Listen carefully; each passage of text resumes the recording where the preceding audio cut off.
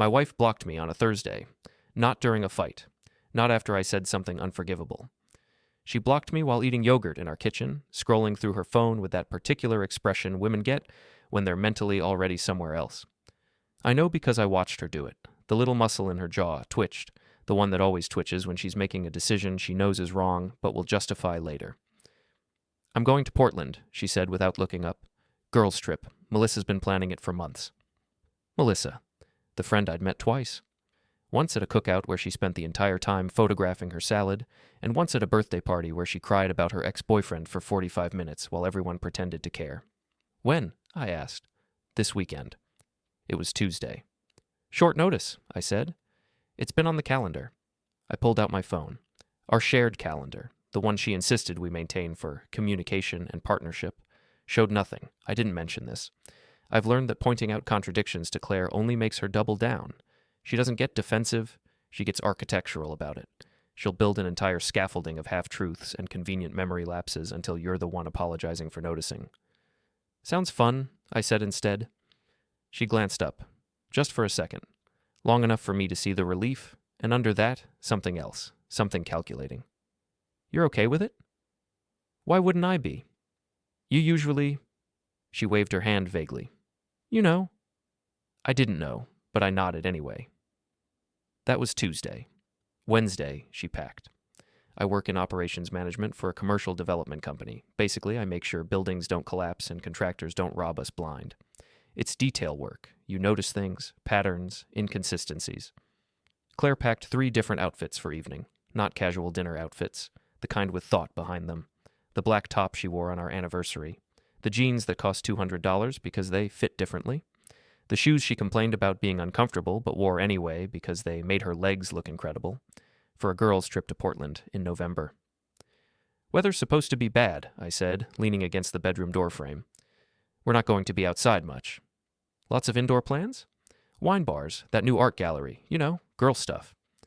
I didn't push. I just watched her fold a red dress I'd never seen before into her suitcase with the kind of care you reserve for things that matter. Thursday morning, she left early. I was in the shower when I heard the front door close. Not unusual. Claire's always been a morning person, and she works as a regional manager for a healthcare logistics company. She coordinates supply chains for hospital systems. It's the kind of job that sounds boring until you realize she controls millions of dollars in medical equipment and has the organizational skills of a military strategist, which is why I noticed the inconsistency immediately. She'd told me her flight was at noon, but she left the house at 6:15. PDX is 40 minutes away. Even with TSA, that's 3 hours early. For a domestic flight she could have checked into on her phone. I stood in the bathroom, water dripping off my shoulders, and felt something cold settle into my chest. Not anger, not yet. Clarity. I got dressed, made coffee, and went to work like normal. I had a site inspection in Gresham and a budget meeting that afternoon. I've never been the kind of person who falls apart. My father used to say I had a mechanical temperament. I see a problem, I fix it. No drama, no hysteria. So I didn't call her. I didn't text. I went about my day like nothing was wrong, because maybe nothing was. Maybe she'd just gotten the flight time confused. Maybe she wanted to get breakfast at the airport. Maybe 1,000 things that weren't what my gut was telling me. Around 2 in the afternoon, I texted her anyway. Hey, hope the flight was smooth. Let me know when you land. The message sat there, delivered, not read. I went back to work. 4 o'clock, I texted again. Making chili for dinner. Want me to save you some for when you get back? Delivered. Not read. 5:30, I called. Straight to voicemail. That's when I knew, not suspected, knew. Because Claire's phone is never off. She's the kind of person who checks her email at red lights and responds to work messages at 11 at night. Her phone is an extension of her nervous system. Turning it off would be like turning off a lung, unless she was turning it off for me specifically. I sat in my truck in the parking lot of a hardware store in Clackamas, engine running, heat blasting, and felt that cold clarity spread through my whole body. It wasn't painful, it was almost calming, like when you've been trying to fix something that won't work and suddenly you realize the problem was never where you thought it was. I drove home, poured a drink, sat on the couch, and I did something I'm not proud of, but I'm not ashamed of either. I opened my laptop and logged into our cell phone account. We're on a shared plan, has been for 6 years, and I'm the primary account holder. I can see everything, usage, locations, data. Her phone wasn't off. It was on. It was in Seattle. Not Portland, Seattle. I zoomed in on the map. The little blue dot sat stationary in the Belltown neighborhood, not moving, not at a hotel I recognized. Just there. I stared at that dot for a long time. Then I opened our shared photo account, the one that automatically backs up pictures from both our phones. Claire's obsessive about storage. She never deletes anything, just lets it pile up in the cloud. The most recent photo, uploaded 2 hours ago, Claire and Melissa, in a car, Melissa driving, both of them smiling. The kind of smile that's for the camera, not for the moment. But here's the thing that hooked me. The background. I know the Pacific Northwest. I've worked on projects from Eugene to Everett. I know the trees, the light, the particular way the sky looks in different cities. That photo wasn't taken in Portland. It was taken heading north on I-5, towards Seattle. I saved the photo. I noted the timestamp. I checked the location data embedded in the file, because Claire never turns off location tagging. Another little detail she's religious about. 045.6587 agree N 122.5968W, just south of Vancouver, Washington. Heading north, I closed the laptop, took another drink, and made a decision. I wasn't going to confront her, not yet. I was going to know everything first. Because here's what I've learned in 15 years of managing construction projects and dealing with contractors who lie about timelines and suppliers who fudge numbers. You never show your hand until you have all the information. You smile. You nod. You let them think you're stupid. And then, when you have every receipt, every text, every contradiction documented, when they've tied themselves in so many knots they can't remember which lie they told to who, you move. I opened my laptop again, found Melissa's Instagram, public account. She posts everything, her breakfast, her workouts, her thoughts on podcasts I've never heard of. And there, from 4 hours ago, a photo of a wine glass. Caption, much needed escape with my favorite human. Location tag, Seattle, Washington. I screenshot it. Then I did something that surprised even me. I opened my messages, found the thread with Melissa. We'd exchanged maybe 10 texts total in 3 years, mostly about meeting times for dinners or who was bringing what to parties. I typed carefully. Hey, Melissa, I know Claire wanted this trip to be a total escape, and I respect that. But I just wanted to pass along a few words since she's not checking her phone. Can you tell her that her mom called and that the thing with the insurance paperwork she was worried about got resolved? Didn't want her stressing about it all weekend. Thanks. I read it twice. Casual, friendly, completely reasonable.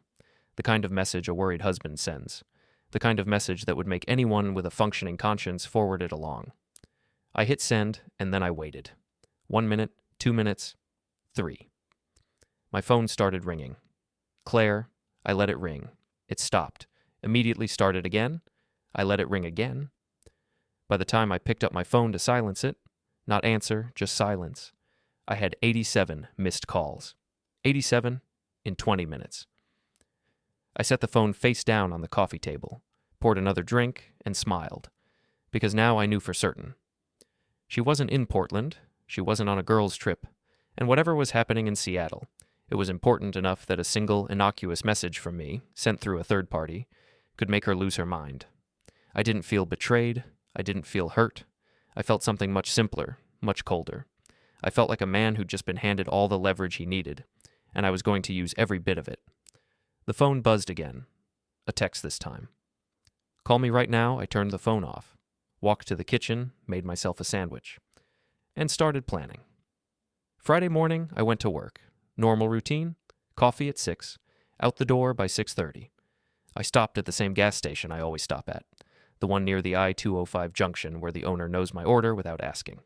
Black coffee, large, sometimes a breakfast burrito if I'm running behind. Your wife still out of town? He asked, ringing me up. I paused. How'd you know she was gone? He shrugged. You got that bachelor look. No offense. Men always look a little lost when their wives travel. I smiled. She's having fun. That's what matters. Good man, he said, handing me my change. I drove to the site in Beaverton. We're renovating an old warehouse into mixed-use commercial space. Retail on the ground floor, offices above. It's the kind of project that looks simple on paper and becomes a nightmare once you start pulling permits and discovering the previous owner cut corners on everything from electrical to load-bearing walls. My site supervisor, Luis, met me at the fence. He's been in construction for 30 years, came up from framing, knows more about buildings than most engineers I've met. He's also one of those guys who can read people like blueprints. You good? He asked immediately. Yeah. Why? You got that look? What look? The look guys get when they're about to do something stupid. I laughed. Actually laughed. I'm fine, Luis. Just tired. Uh-huh. He didn't push it. Luis doesn't push. He observes, files it away, and brings it up later when it's relevant. It's what makes him good at his job. We spent the morning going over the electrical subcontractors' work. They'd installed the conduit runs, but half of them weren't to code, wrong gauge wire for the load requirements, junction boxes placed where they would be inaccessible once we closed up the walls, standard shortcuts, the kind of thing that passes inspection if the inspector's having a bad day, but fails catastrophically 5 years down the line. I'll call them, Luis said, making notes on his tablet. Get them back out here Monday. Make sure it's the owner, not the crew lead, I said. I want him to see this himself. You think he doesn't know? I think he knows exactly what his guys are doing. I want him to know that I know. Luis gave me that look again, but didn't comment. By noon, I was back in my truck, eating a sandwich and staring at my phone. 87 missed calls from last night. This morning, 16 more, and texts, so many texts. Why aren't you answering? This isn't funny, I need to talk to you now. What did you say to Melissa? You're being incredibly immature. That last one made me laugh out loud. Immature. Because noticing your wife lied about her location and her entire trip is immature. Because asking a friend to pass along a message is immature. I didn't respond. Instead, I did what I do best. I started gathering data. First, the credit cards. We have separate accounts, but we're both authorized users on each other's cards. It was Claire's idea, something about financial transparency and building trust. I logged into the account, checked the recent activity. Thursday morning, 6:45. Coffee shop in Vancouver, Washington. $23. 2 drinks, probably. One for her, one for Melissa. Thursday, 11:30. Gas station outside Olympia. $56, premium gas. Claire always uses premium. Thursday, 2:15, lunch in Seattle. A place called The Walrus and the Carpenter. I Googled it. Oyster bar, expensive. The kind of place you take someone you want to impress. Check total, $147. For 2 people, that's a lot of oysters. Unless there were more than 2 people. I kept scrolling. Thursday evening, hotel charge, the Paramount Hotel, downtown Seattle. $312. Not a girls' weekend hotel. The Paramount is boutique, romantic, the kind of place that has a rooftop bar and rooms with views of the Sound. I took a screenshot of everything. Then I opened the shared photo account again. No new photos since yesterday. Claire had stopped uploading. That alone was unusual. She photographs everything, her food, the sky, random interesting doorways. Her camera roll is a visual diary she never stops updating, except now. Now, silence. I switched to her Instagram. Private account, but I'm a follower. No new posts. But she'd liked several things in the last few hours. A friend's baby photo, some motivational quote about choosing yourself, a post from a fitness influencer about releasing toxic energy. That last one felt pointed. I put the phone down and just thought for a minute. Here's what I knew. She lied about Portland. She went to Seattle instead. She's staying at a romantic hotel. She panicked when I sent that message through Melissa. Panicked so hard she called me 87 times in 20 minutes. And now she was ignoring me while simultaneously liking Instagram posts about releasing toxic energy. I could have confronted her right then. Called her, demanded answers, made a scene. But that's not how you handle this kind of situation. You don't react, you don't give them a chance to regroup, to coordinate stories, to figure out what you know and what you don't. You stay quiet. You keep gathering information, and you wait for them to make a mistake, because they always do. My phone rang again. Claire. I declined the call. She texted immediately. If you don't call me back in 5 minutes, I'm driving home. I almost laughed. That's Claire's signature move, turning her panic into my problem, making me responsible for her emotions. It's worked for years because I've always been the one to de-escalate, to smooth things over, to take the reasonable path. Not this time. I typed back, I'm at a work site. Can't talk. Reception is terrible here anyway. Have fun in Portland. Portland, not Seattle. Deliberate. I watched the 3 dots appear, disappear, appear again. Finally, we need to talk when I get home. Sure thing. Safe travels. I put the phone away and got back to work. The afternoon was a blur of contractor calls and permit issues. Around 4, I had a meeting with the owner of the property, a guy named Frank who made his money in tech and decided real estate was his retirement hobby. He's one of those owners who watches too many HGTV shows and thinks he knows how buildings work. I've been thinking, he said, pulling up photos on his phone. What if we did expose brick on the interior walls? Really lean into that industrial vibe? Those aren't brick walls, I said. They're concrete block, and they're load-bearing. Right, but if you want exposed brick, we'd have to build a false wall, install brick veneer, and lose about 8 inches of interior space per wall. Your retail tenants won't be happy about that. He frowned. How much would that cost? I'd already run the numbers in my head. 60, 70,000, plus another month on the schedule. Never mind, he said immediately. That's the difference between people who watch renovation shows and people who actually build things. Real construction is math. Cold, hard math. You either have the budget or you don't. You either accept the limitations or you change the plan. There's no magic, just decisions and consequences. I thought about that on the drive home. Decisions and consequences. Claire made a decision. Now there would be consequences. I just had to figure out what they'd look like. At home, I made dinner. Pasta. Simple. I ate standing at the kitchen counter, scrolling through my phone, putting pieces together. I Googled the Paramount Hotel, read reviews, looked at photos of the rooms. They all had the same layout: king bed, city view, standalone tub, the kind of place designed for couples. Then I did something I'm not particularly proud of. I called the hotel. Paramount Hotel, how may I help you? Hi, yeah, my wife is staying with you this weekend and she left her medication at home. I wanted to drop it off, but I don't want to bother her. She's there with friends and I know they're having a girls' weekend.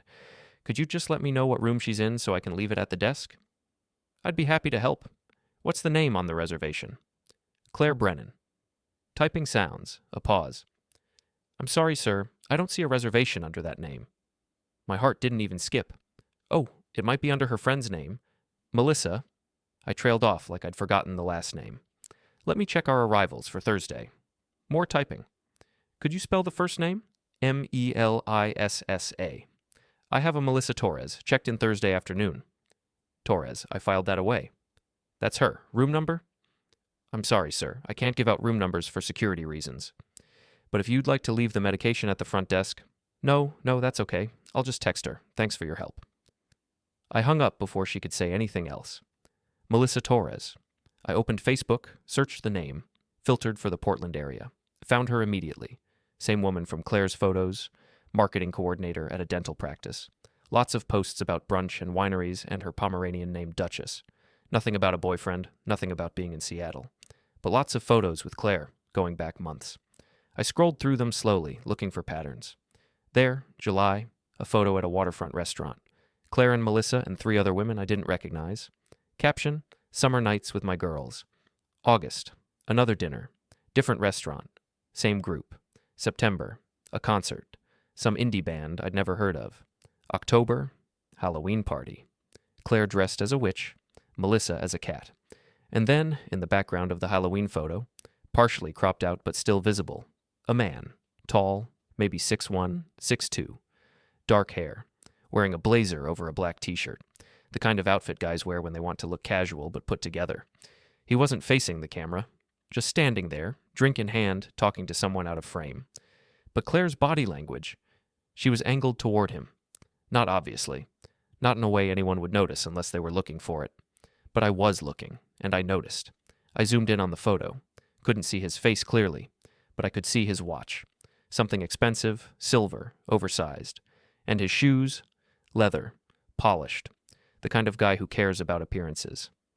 I screenshot the photo. Then I kept scrolling. November, 1 week ago, a photo of Claire and Melissa at a coffee shop. Caption, planning adventures.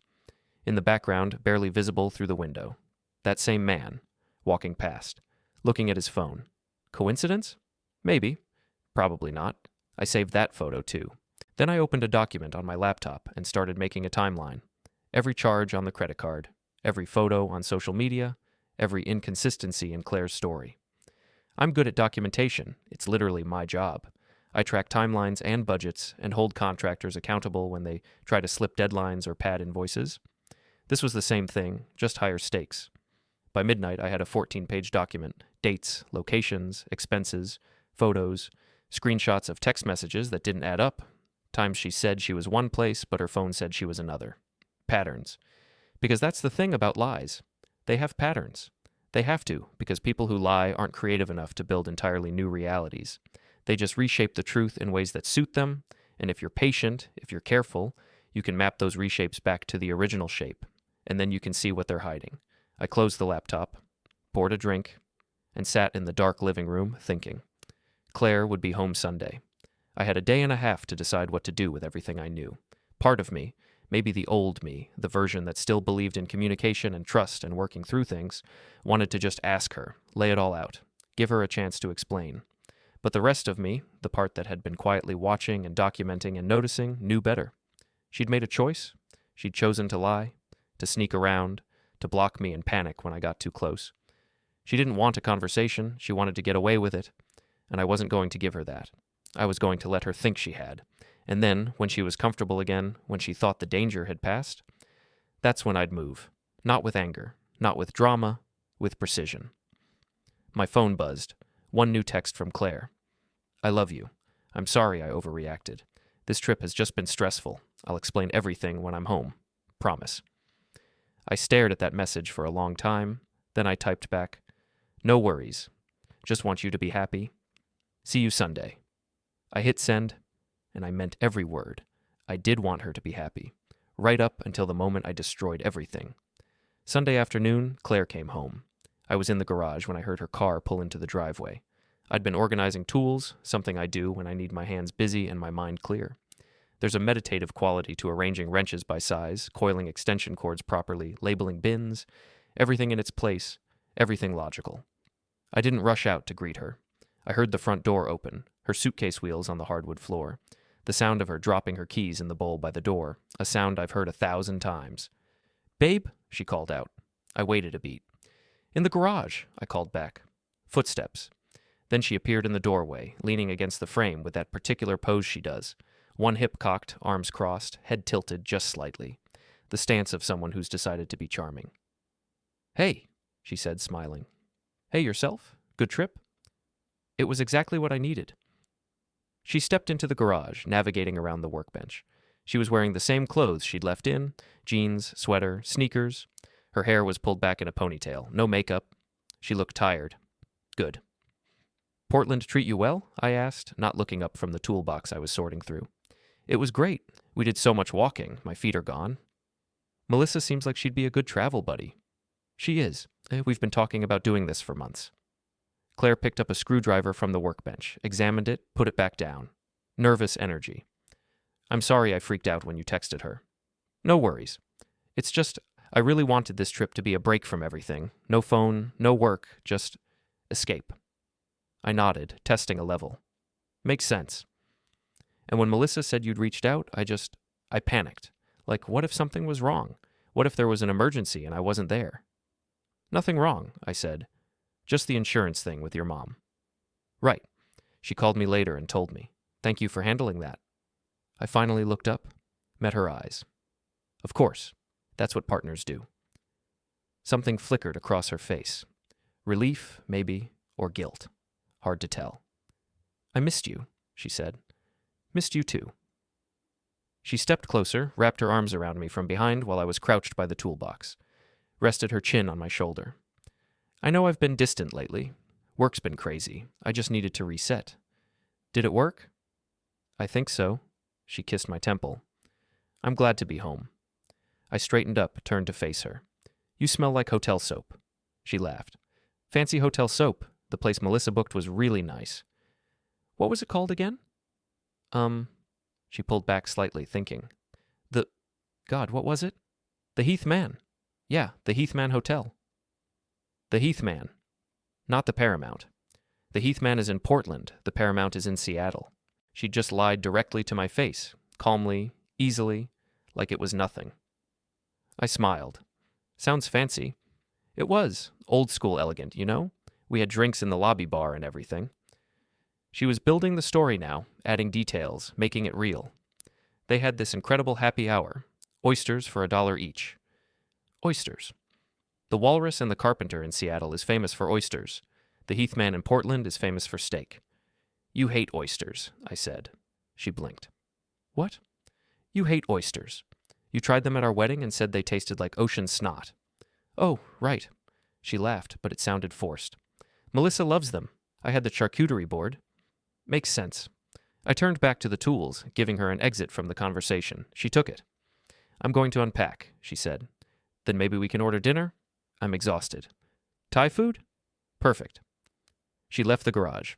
I heard her footsteps on the stairs, the bedroom door closing. I stood there, holding a wrench, feeling that cold clarity settle even deeper. She wasn't just lying. She was good at it. Practiced. This wasn't the first time. I finished organizing the tools. Took my time. When I finally went inside, she was in the bedroom, suitcase open on the bed, sorting laundry into piles. Need help? I asked from the doorway. I got it. Can you order the food, though? Usual order for me. I pulled out my phone, opened the Thai Places app. Then I said casually, Oh, hey, your mom called again yesterday. Something about needing your help with a computer thing. I told her you'd call when you got back. Claire looked up. She didn't mention that when I talked to her. Maybe she forgot. Maybe. She went back to sorting clothes. I placed the order. 15 minutes for pickup. I grabbed my keys. Be right back, I said. In the truck, I sat in the driveway for a moment before starting the engine. She'd lied about the hotel. She'd lied about the oysters. And when I tested her with the fake phone call, she hadn't corrected me. She just accepted it, moved on, avoided the inconsistency. That's how liars operate. They don't confront contradictions. They absorb them, adjust their story, keep moving forward. I drove to the restaurant, picked up the food, drove home. Claire was in the living room when I got back, showered and changed into sweatpants and one of my old college t-shirts. She looked comfortable, domestic, like a woman who'd just come back from a relaxing weekend with friends. We ate dinner on the couch, watching some home renovation show she likes. I wasn't really paying attention. I was thinking about the man in the background of those photos, the expensive watch, the polished shoes. You're quiet, Claire said. Long week. Yeah, I'm sorry I left you alone with everything. No worries, I managed. She leaned against me, head on my shoulder. I'm really glad to be home. I put my arm around her. Me too. And I meant it, because now she was exactly where I wanted her. Comfortable, confident, thinking she'd gotten away with it. Later that night, after she'd gone to bed, I stayed up in the living room with my laptop. I pulled up Facebook again, found Melissa Torres's page, scrolled through her recent activity. No posts from the weekend, no check-ins, no photos. Radio silence, which made sense. You don't document a trip that's being lied about. But Melissa had friends, and friends tag other friends. I clicked through her tagged photos, and there, posted 6 hours ago by someone named Jennifer Kwan, a group photo, 5 women at a brunch spot, mimosas, sunshine through windows. Caption, Sunday fun day with these queens. Melissa was in the photo, in Portland this morning, which meant she'd driven back from Seattle at some point over the weekend, probably Saturday, and spent Sunday doing exactly what she was supposed to be doing, having a girls' weekend in Portland, creating an alibi. I zoomed in on Melissa's face. She looked tense, smile too bright, eyes too wide. She knew. She had to know, and she was covering for Claire. I saved the photo.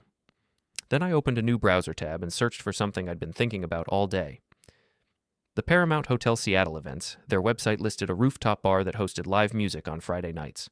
I clicked through to their Instagram, and there, a video from Friday night, a jazz trio playing, couples dancing, mood lighting, and in the background, for just 3 seconds at the 22-second mark, barely visible but definitely there, Claire.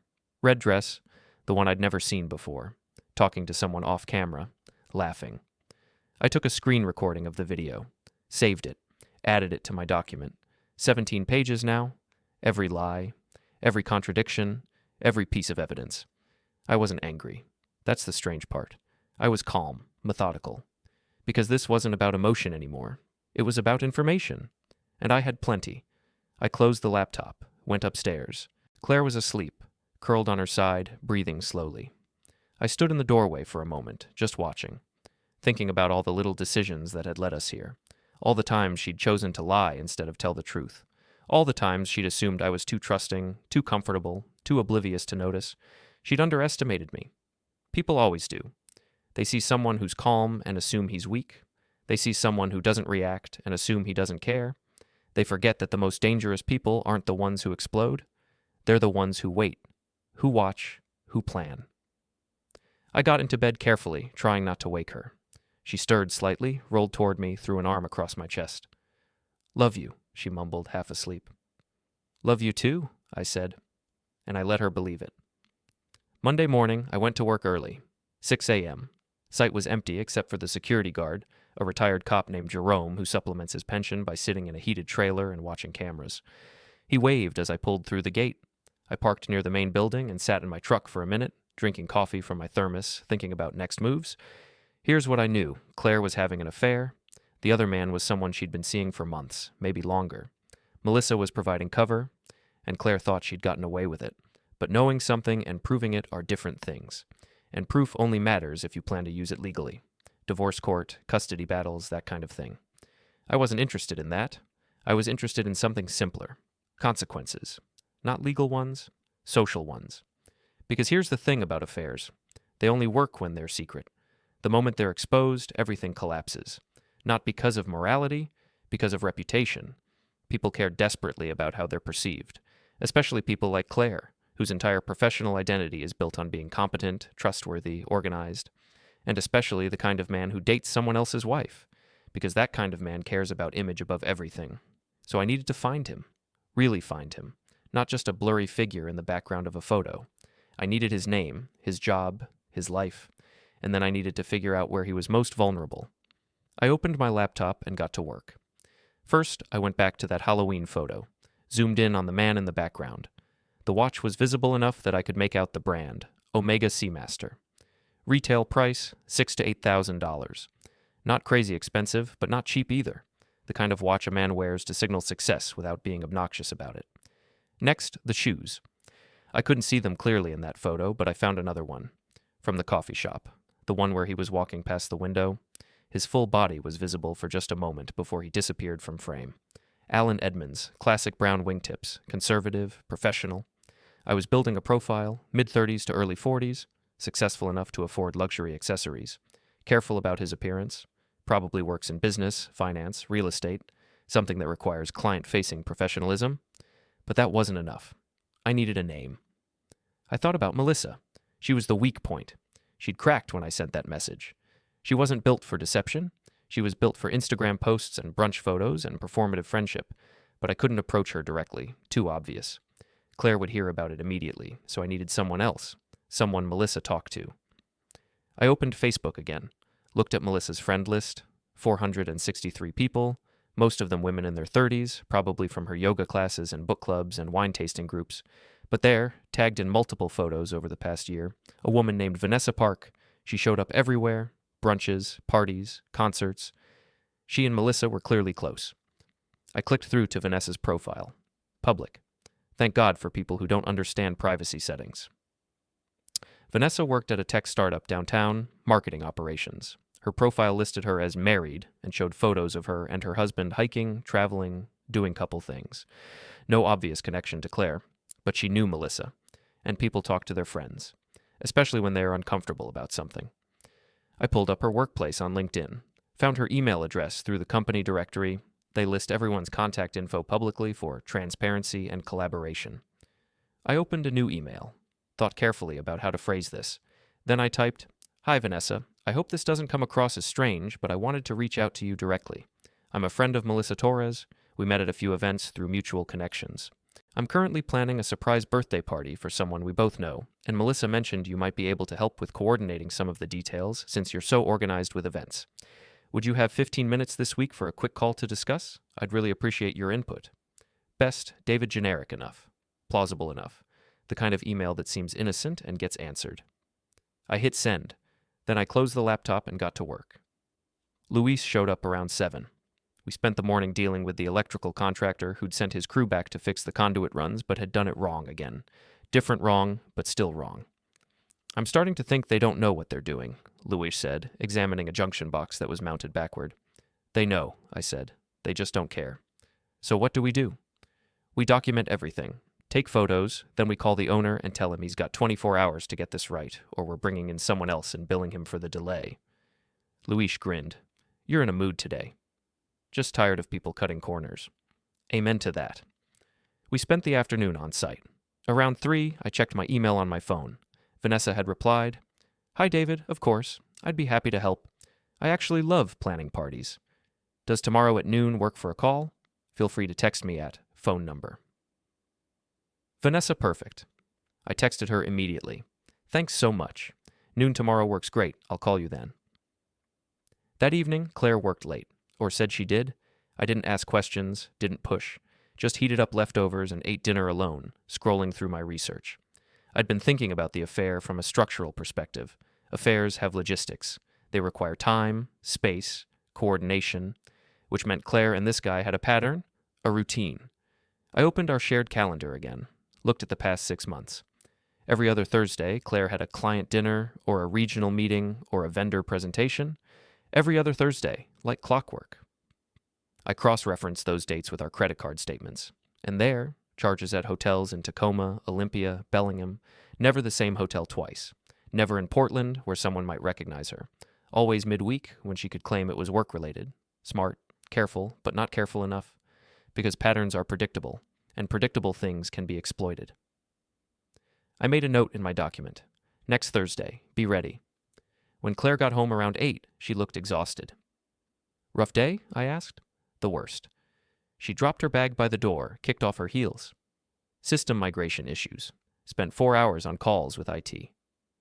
Want me to make you something to eat? I grabbed food on the way home. I just want to shower and crash. Go ahead. I'll be up in a bit. She kissed my cheek and headed upstairs. I stayed on the couch, thinking. Tomorrow I'd talk to Vanessa, find out what Melissa had been saying, maybe get a name, and then I'd start mapping this guy's life the same way I'd mapped Claire's lies. Because everyone has vulnerabilities. Everyone has something they can't afford to lose. And once I found his, that's when things would get interesting. My phone buzzed. A text from Luis. Contractor called, says he can have it fixed by Wednesday, wants to know if that works. I typed back, tell him Tuesday or we're moving on. A moment later, he says Tuesday is impossible. Then it's impossible for him to keep this contract. Luis sent a thumbs-up emoji. I smiled. Sometimes you have to be willing to walk away, to draw a line and mean it. People respect that, or they don't, and you cut them loose. Either way, you stay in control. I went upstairs. Claire was already in bed, hair wet from the shower, scrolling through her phone. Everything okay? I asked. Just checking work emails. It's 8:30. I know. I'll stop in a minute. She put the phone down, looked at me. Can I ask you something? Sure. Have I been different lately? I sat on the edge of the bed. What do you mean? I don't know. Distant, distracted. I feel like I've been in my own head a lot. Work's been stressful for you, I said. It makes sense. Yeah. She looked relieved. That's all it is. Just work. Is there anything I can do to help? No. You've been great. Really. I just need to get through the next few weeks and things will calm down, I nodded. Let me know if that changes. I will. She turned off her bedside lamp, rolled over. I lay there in the dark, staring at the ceiling. She just asked me if I'd noticed her being different, which meant part of her felt guilty, or maybe part of her wanted to get caught. People are complicated like that. They want to be forgiven for things they're not willing to confess. They want absolution without accountability. But that's not how it works.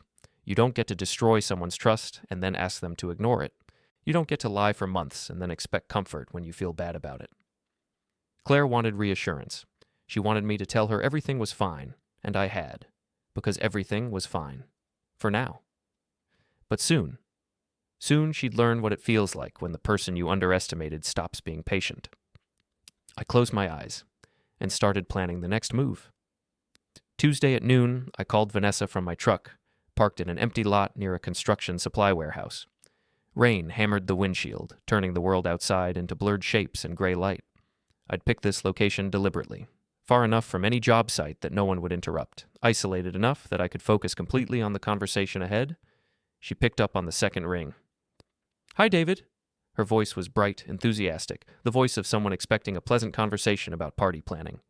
Hey, thanks for making time, I said, matching her energy. Of course. So tell me about this party. Who's the birthday person? I let a bead of silence hang between us, watched the rain streak down the windshield in diagonal lines, counted to 3 in my head. Actually, I said, letting my voice drop slightly, carefully modulated. Concerned, but not threatening. I need to be honest with you. This isn't really about a party. Silence on the other end. I could hear her breathing change.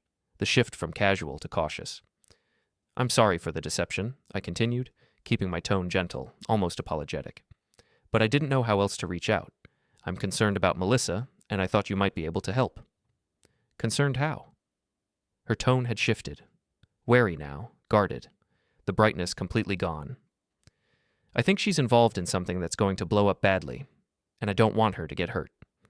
I don't understand. But her voice said she understood perfectly. Vanessa, I'm going to be direct with you because I respect your intelligence too much to dance around this. Melissa helped my wife lie to me last weekend. They said they were going to Portland together. They weren't, and I think you already know that.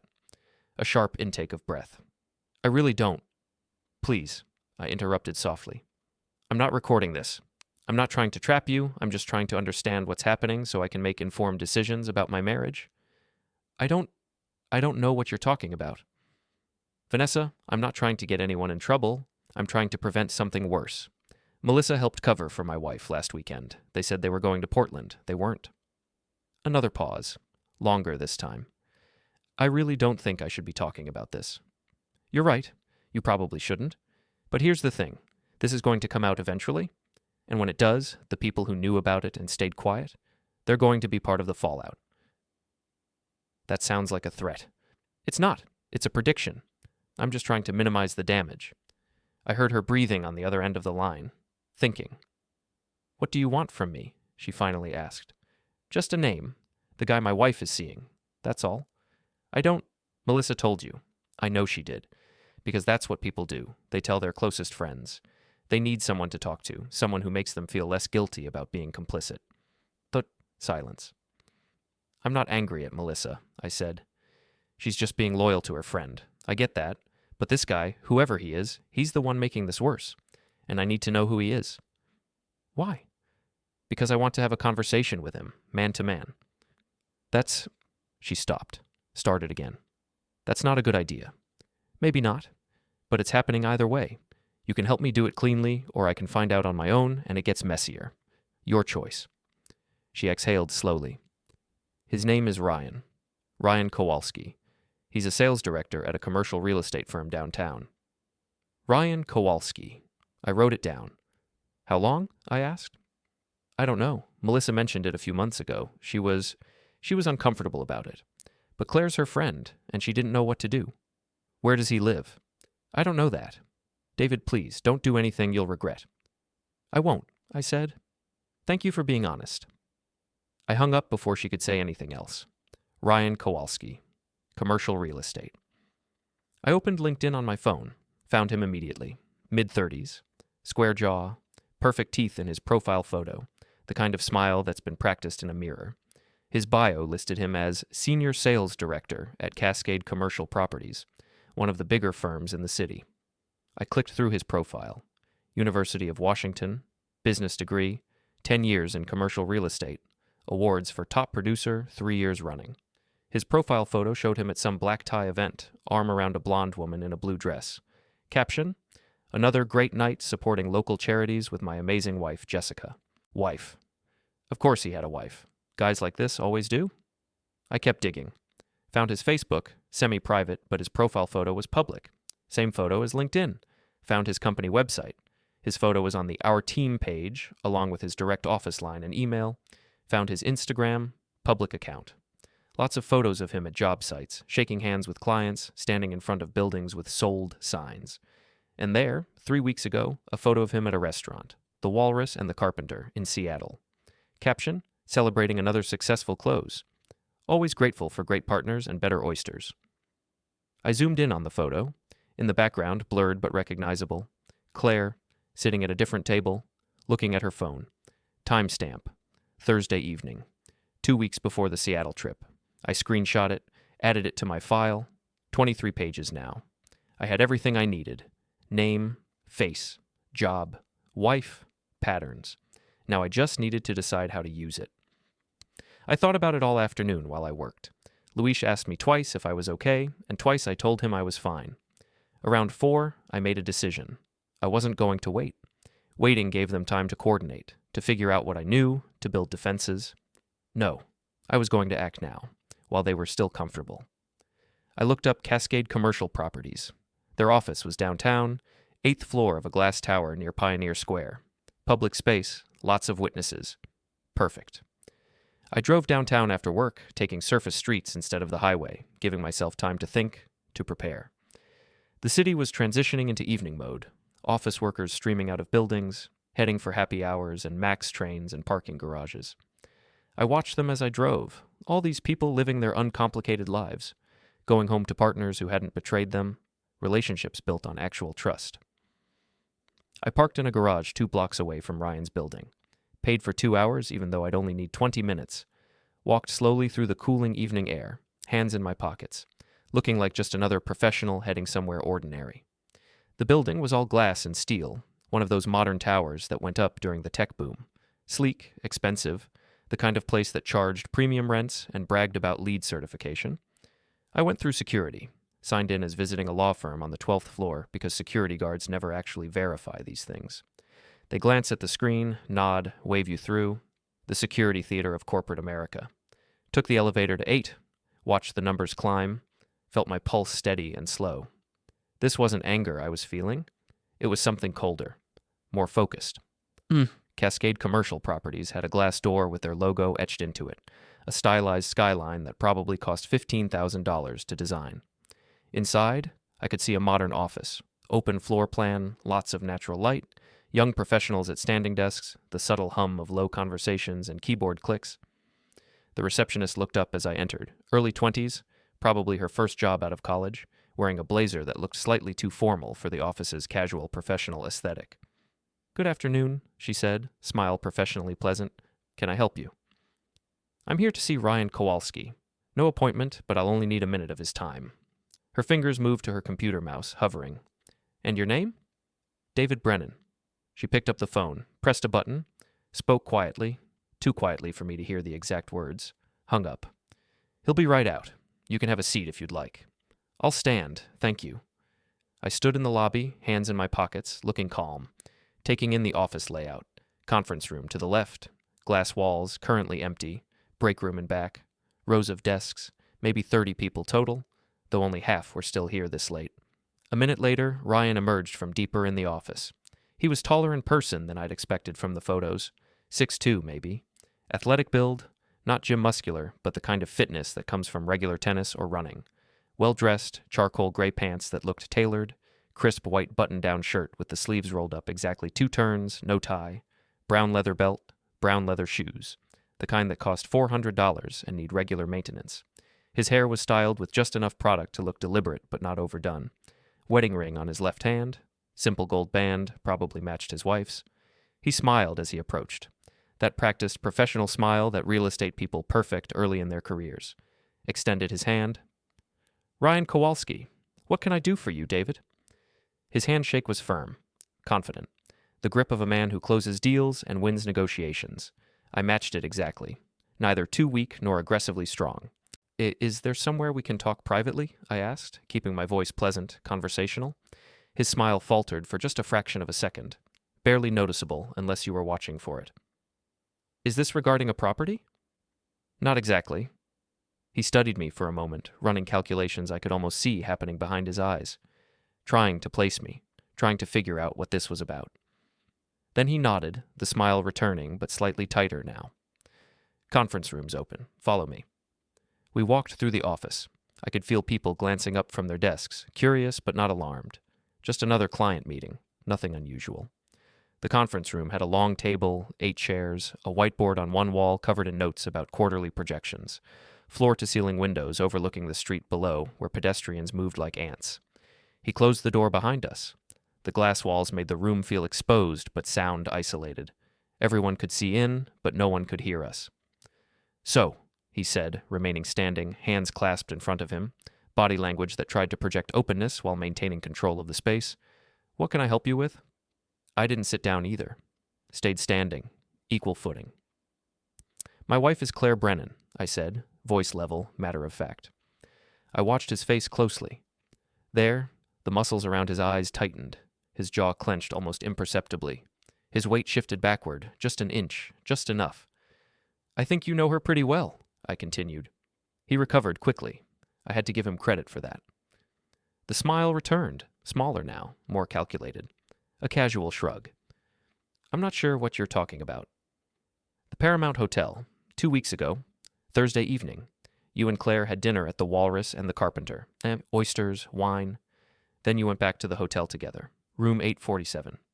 His smile disappeared completely. The color drained from his face slowly, like someone had opened a valve somewhere and let it leak out. I don't know what you think you know, he said carefully, each word chosen with visible effort, but you're making some serious accusations. I'm not accusing you of anything, I said calmly. I'm stating facts. You've been seeing my wife. Every other Thursday for the past several months. Different hotels each time. Smart move, by the way. Tacoma, Olympia, Bellingham. Never the same place twice. Never anywhere local where someone might recognize either of you. His throat moved as he swallowed. I have receipts, I continued, pulling out my phone. Credit card statements, hotel confirmations, photos. I've documented every single meeting, every charge, every lie she told me about where she was going. I swiped through my phone, turning the screen toward him just long enough for him to see the evidence. Screenshots, time-stamped photos, detailed notes. He didn't reach for the phone, just stared at it like it was something dangerous. What do you want? His voice had changed. The professional polish was gone. Now he just sounded tired, cornered. I want you to understand something, I said, putting my phone away. I'm not here to fight you. I'm not here to cause a scene. I'm here to give you information. Information about what? About what happens next. See, I called your wife this morning. Jessica, right? His eyes went wide. You didn't... I did. We had a very interesting conversation. She's waiting for me to send her everything I have, photos, receipts, timeline, all of it. You're bluffing. Am I? You want to test that theory? I pulled my phone out again. I can text her right now, or you can trust that I'm telling you the truth. He stared at me, processing, calculating, trying to figure out his next move. Why are you telling me this? Professional courtesy. I thought you should know that your life is about to get very complicated. Your wife is going to find out. Your colleagues are probably going to find out. Offices like this love gossip. Your clients might find out. And all of that is going to affect your career, your income, your reputation. You're blackmailing me. No, blackmail would be if I wanted something in exchange for my silence. I don't want anything from you. I'm just letting you know what's coming. Why? Because I wanted to meet you. I wanted to see what kind of man thinks it's acceptable to pursue someone else's wife. His jaw clenched, a flash of anger breaking through the fear. Your wife pursued me. Is that what you tell yourself? It's the truth. She was unhappy. She reached out. I just responded. How noble of you. I stepped closer, not threatening, just closing the distance. Let me tell you something about Claire. She's very good at making people feel special, making them think they're the exception, that they see her in ways no one else does. You don't? I've been married to her for 7 years, Ryan. I know exactly how she operates. And here's the thing. You're not special. You're convenient. You have the right job, the right look, the right level of availability, but the moment this gets messy, the moment she has to choose between protecting herself and protecting you, you're gone. You don't know what you're talking about. Don't I? Tell me something. Has she ever mentioned leaving me? Has she ever talked about making this relationship public? About actually being with you? He didn't answer. That's what I thought. I turned toward the door. Wait, he said. I paused, hand on the door handle. What do you want from me? His voice had lost all its confidence. Now he just sounded desperate. I paused. What do you want from me? His voice had lost its confidence. Now he just sounded tired. I want you to disappear. Stop seeing her. Stop texting her. Stop existing in her life. And maybe I won't feel compelled to reach out to Jessica. That's blackmail. No, blackmail would be if I wanted money or something in exchange for my silence. I don't want anything except for you to go away. That's not blackmail. That's just consequences. I opened the door, walked out, through the office, past the staring faces, into the elevator, down to the lobby, out onto the street, and I felt, not satisfied exactly, but closer, like I just laid the first stone in a foundation I was building, something solid, something that wouldn't collapse. I walked back to my truck and drove home. Claire was in the kitchen when I got there, making dinner. Hey, she said, smiling. How was your day? Productive, I said. Good, I'm making chicken. Should be ready in 20. Perfect. I went upstairs, changed clothes, came back down. We ate dinner together like normal. Talked about her work, my work, what we should do this weekend. All of it pleasant, all of it comfortable. And the whole time, I thought about Ryan sitting in that conference room, realizing his carefully constructed life was about to implode. I thought about him calling Claire tonight, panicked, trying to figure out what to do. I thought about the lies they'd tell each other, the reassurances they'd exchange. And I thought about how none of it would matter, because I wasn't done, not even close. After dinner, Claire went to take a bath. I sat on the couch with my phone, scrolling through my notes. 23 pages of documentation, every lie, every contradiction, every person involved. I was building something that would end this on my terms, not theirs. My phone buzzed. Unknown number. I answered. Hello? This is Ryan. His voice was tight, angry. You need to leave me alone. I'm not bothering you, Ryan. I had one conversation, that's it. You came to my office. You threatened me. I informed you of consequences. Not the same thing. I'm warning you. Warning me of what? You going to call the cops? Tell them I stopped by to have a conversation? Good luck with that. Silence. Stay away from Claire, he finally said. She's my wife, Ryan. I don't think you get to make that call. She's not happy with you. I laughed. Actually laughed. And she told you that, did she? Let me guess. She said I don't understand her. I don't appreciate her. She feels trapped. How am I doing? He didn't respond. Here's the thing, Ryan. She's lying to you too. You're not special. You're convenient. And the moment this gets complicated, she'll drop you without a second thought. You don't know her. I've been married to her for 7 years. You've been sneaking around with her for a few months. Yeah, I think I know her better. I hung up, set the phone down, and smiled. Because he'd called me, which meant he was panicking, which meant I was winning. Wednesday morning, I woke up to silence. Claire wasn't in bed. I checked my phone. 6:45 a.m. She never gets up this early unless she has an early meeting, and I didn't remember her mentioning one. I went downstairs. She was sitting at the kitchen table, fully dressed for work, staring at her phone. Morning, I said. She looked up. Her face was hard. We need to talk. Okay. I poured myself coffee, took my time. What's up? You went to Ryan's office yesterday. There it was. I sat down across from her, cradling my mug. I did. Why? Because I wanted to meet the man my wife has been sleeping with. Her face didn't change. No shock, no denial, just cold calculation. How long have you known? Does it matter? Yes, it matters. Why? So you can figure out which lies worked and which ones didn't. She stood up, started pacing. You have no idea what you're talking about. I know you lied about Portland. I know you were in Seattle. I know you've been meeting Ryan every other Thursday for months. I know you blocked me because you panicked when I got too close. Should I keep going? She stopped moving, stared at me. You've been spying on me. No, I've been paying attention. There's a difference.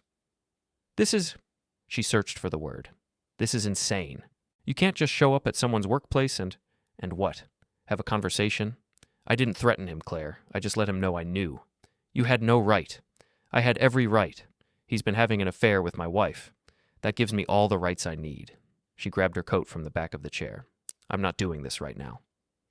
Running away again? I'm going to work. Of course you are. She stopped at the door, turned back. For the record, you're right. I have been seeing Ryan. And you know what? I don't regret it. Good for you. You want to know why? Her voice was rising now, shaking. Because you're exhausting. You're so calm all the time. So reasonable. So in control. Do you know what it's like living with someone who never reacts to anything? I'm reacting now. No, you're not. You're sitting there drinking coffee like we're discussing the weather. This is what I'm talking about. You're not even human. I took a sip of coffee. You want me to yell, throw things, beg you to stay? I want you to feel something. I feel plenty, Claire. I'm just not interested in performing for you. This is exactly what I mean. You're impossible. And Ryan's not? Ryan listens to me. He makes me feel seen. He's married. So? So you're not special to him either. You're just a distraction from his actual life. She grabbed the door handle. I'm leaving. Go ahead. I mean it. I'm done with this conversation. You've been done with this conversation for months. You just didn't bother telling me. She slammed the door on her way out. I sat there listening to her car start, back out of the driveway, disappear down the street. Then I finished my coffee, rinsed the mug, and got ready for work. Because here's the thing about confrontations. They only work if both people are emotionally invested. Claire wanted me to explode. She wanted anger, jealousy, desperation. She wanted me to give her a reason to justify what she'd done. But I wasn't going to give her that. I was going to stay exactly this calm, this controlled, this unbothered, because that's what would destroy her most. At work, I went through the motions.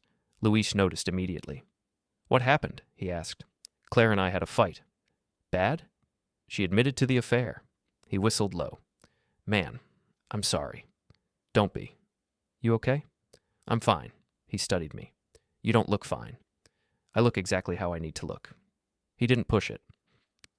We spent the morning dealing with the HVAC contractor, who was now 3 days behind schedule and trying to blame it on weather. It hadn't rained in a week.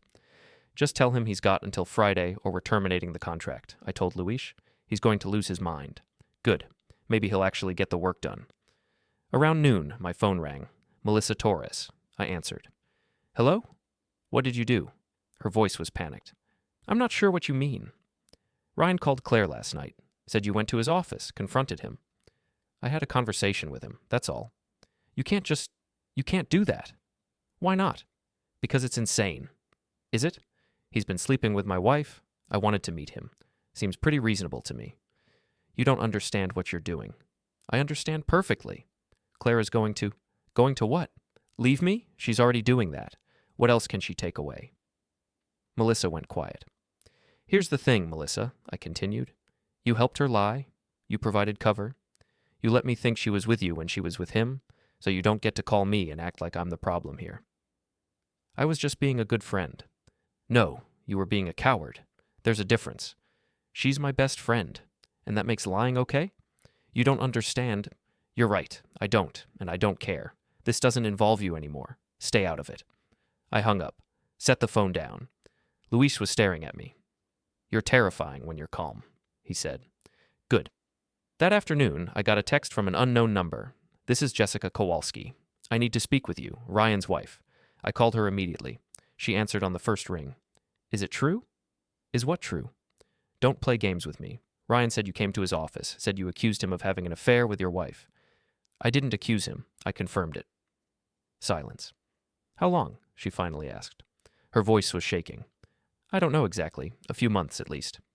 "Do you have proof?" "Yes." "Can you send it to me?" I thought about that. Sending Jessica evidence would blow everything up immediately. Or Ryan would panic, Claire would panic. It would be chaos. Which sounded perfect. "I can," I said, "but I need to ask, what are you going to do with it?" "I'm going to confront him, and then I'm going to hire a lawyer." "Good. You don't sound surprised." "I'm not. He made a choice. Now there are consequences." "I'm sorry," she said suddenly, "for what my husband did to you, to your marriage." "Don't apologize for him. He's an adult. He made his own decisions." "Still, I'm sorry." We hung up. I immediately forwarded her everything: photos, credit card receipts, hotel confirmations, social media screenshots, 23 pages of documentation. Sent. Then I sat back and waited. Because now it was out of my hands. Jessica would confront Ryan. Ryan would panic. Claire would find out. And everything would collapse. Not because I forced it, because they couldn't hold it together once the truth was exposed. That evening, Claire didn't come home. She texted around 8, "Staying at Melissa's tonight. Need space." I didn't respond. Just made myself dinner, watched TV, went to bed early, and slept better than I had in weeks. Because the foundation I'd been building was starting to take shape, and soon, very soon, it would be time to finish the job. Thursday morning started like any other day, except it wasn't.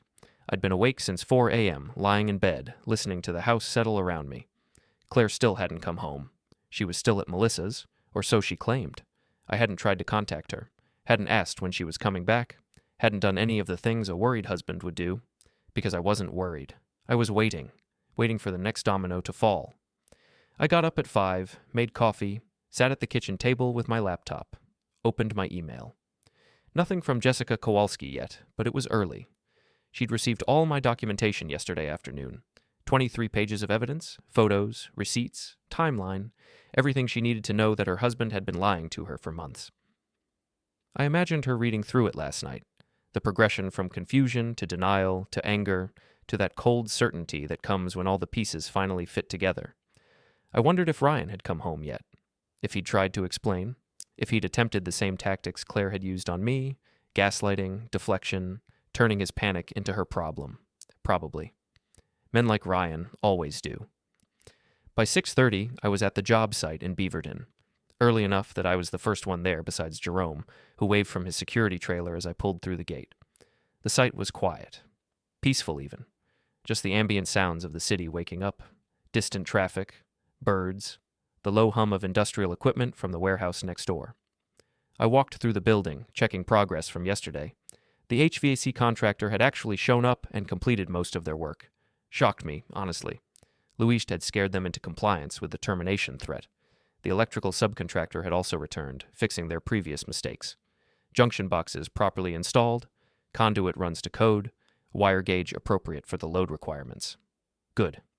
When people face actual consequences, they tend to improve their performance. I was taking photos of the completed work when my phone rang. Unknown number, I answered. Hello? This is Jessica Kowalski. Her voice was tight, controlled, the kind of control that comes from crying yourself out and deciding to move forward anyway. I need to meet with you. Okay. Today, as soon as possible. Where? There's a coffee shop on Northwest 23rd. Courier Coffee. Do you know it? I can find it. 1 hour? I checked my watch. 7:45. I'll be there. She hung up without saying goodbye.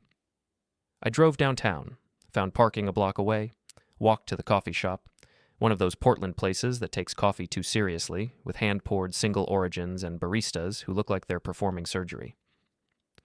Jessica was already there when I arrived, sitting at a corner table with a clear view of the entrance. She looked exactly like her photos. Blonde hair pulled back in a ponytail, minimal makeup, wearing yoga pants and a North Face jacket. The kind of woman who probably spent her mornings at Pure Barre and her afternoons volunteering at her kids' school. She looked tired. Devastated, actually, but also determined. I ordered a coffee, black, because I wasn't here to enjoy artisanal beverages, and joined her at the table. Thank you for meeting me, she said. Of course. I read everything you sent. Her voice was steady, but her hands were shaking slightly around her coffee cup. All of it. Twice. I'm sorry you had to see that. Don't be. I needed to see it. She looked at me directly. I confronted Ryan last night. And? He denied it at first. Then he admitted to emotional connection, but claimed nothing physical happened. Then when I showed him the hotel receipts, he admitted to one mistake that got out of hand. I nodded. Classic progression. The trickle truth strategy. Admit only what's already been proven. Minimize everything else. How much did he actually admit to? I asked. Enough. He said they'd been seeing each other for 3 months, that it started at some networking event, that he never meant for it to happen. She laughed bitterly. Never meant for it to happen. Like he just accidentally ended up in hotel rooms with your wife multiple times. He's lying about the timeline. I know. Your documentation goes back 6 months, at least. Probably longer. I only started paying attention recently. She took a sip of her coffee, set it down carefully. I'm filing for divorce. Good. I have 2 children, 8 and 6. This is going to destroy them. I'm sorry. Don't be. He destroyed them. Not you, not me, him. Her jaw tightened. I spent 10 years building a life with him. 10 years. And he threw it away for what? For your wife? For the idea of my wife, I corrected. She's good at presenting a version of herself that doesn't exist. Makes people feel special, seen, like they're the only one who really understands her. Ryan said the same thing, that she understood him in ways I never could. She doesn't understand him. She uses him. There's a difference. Jessica studied me for a moment. You're very calm about all this. I've had time to process.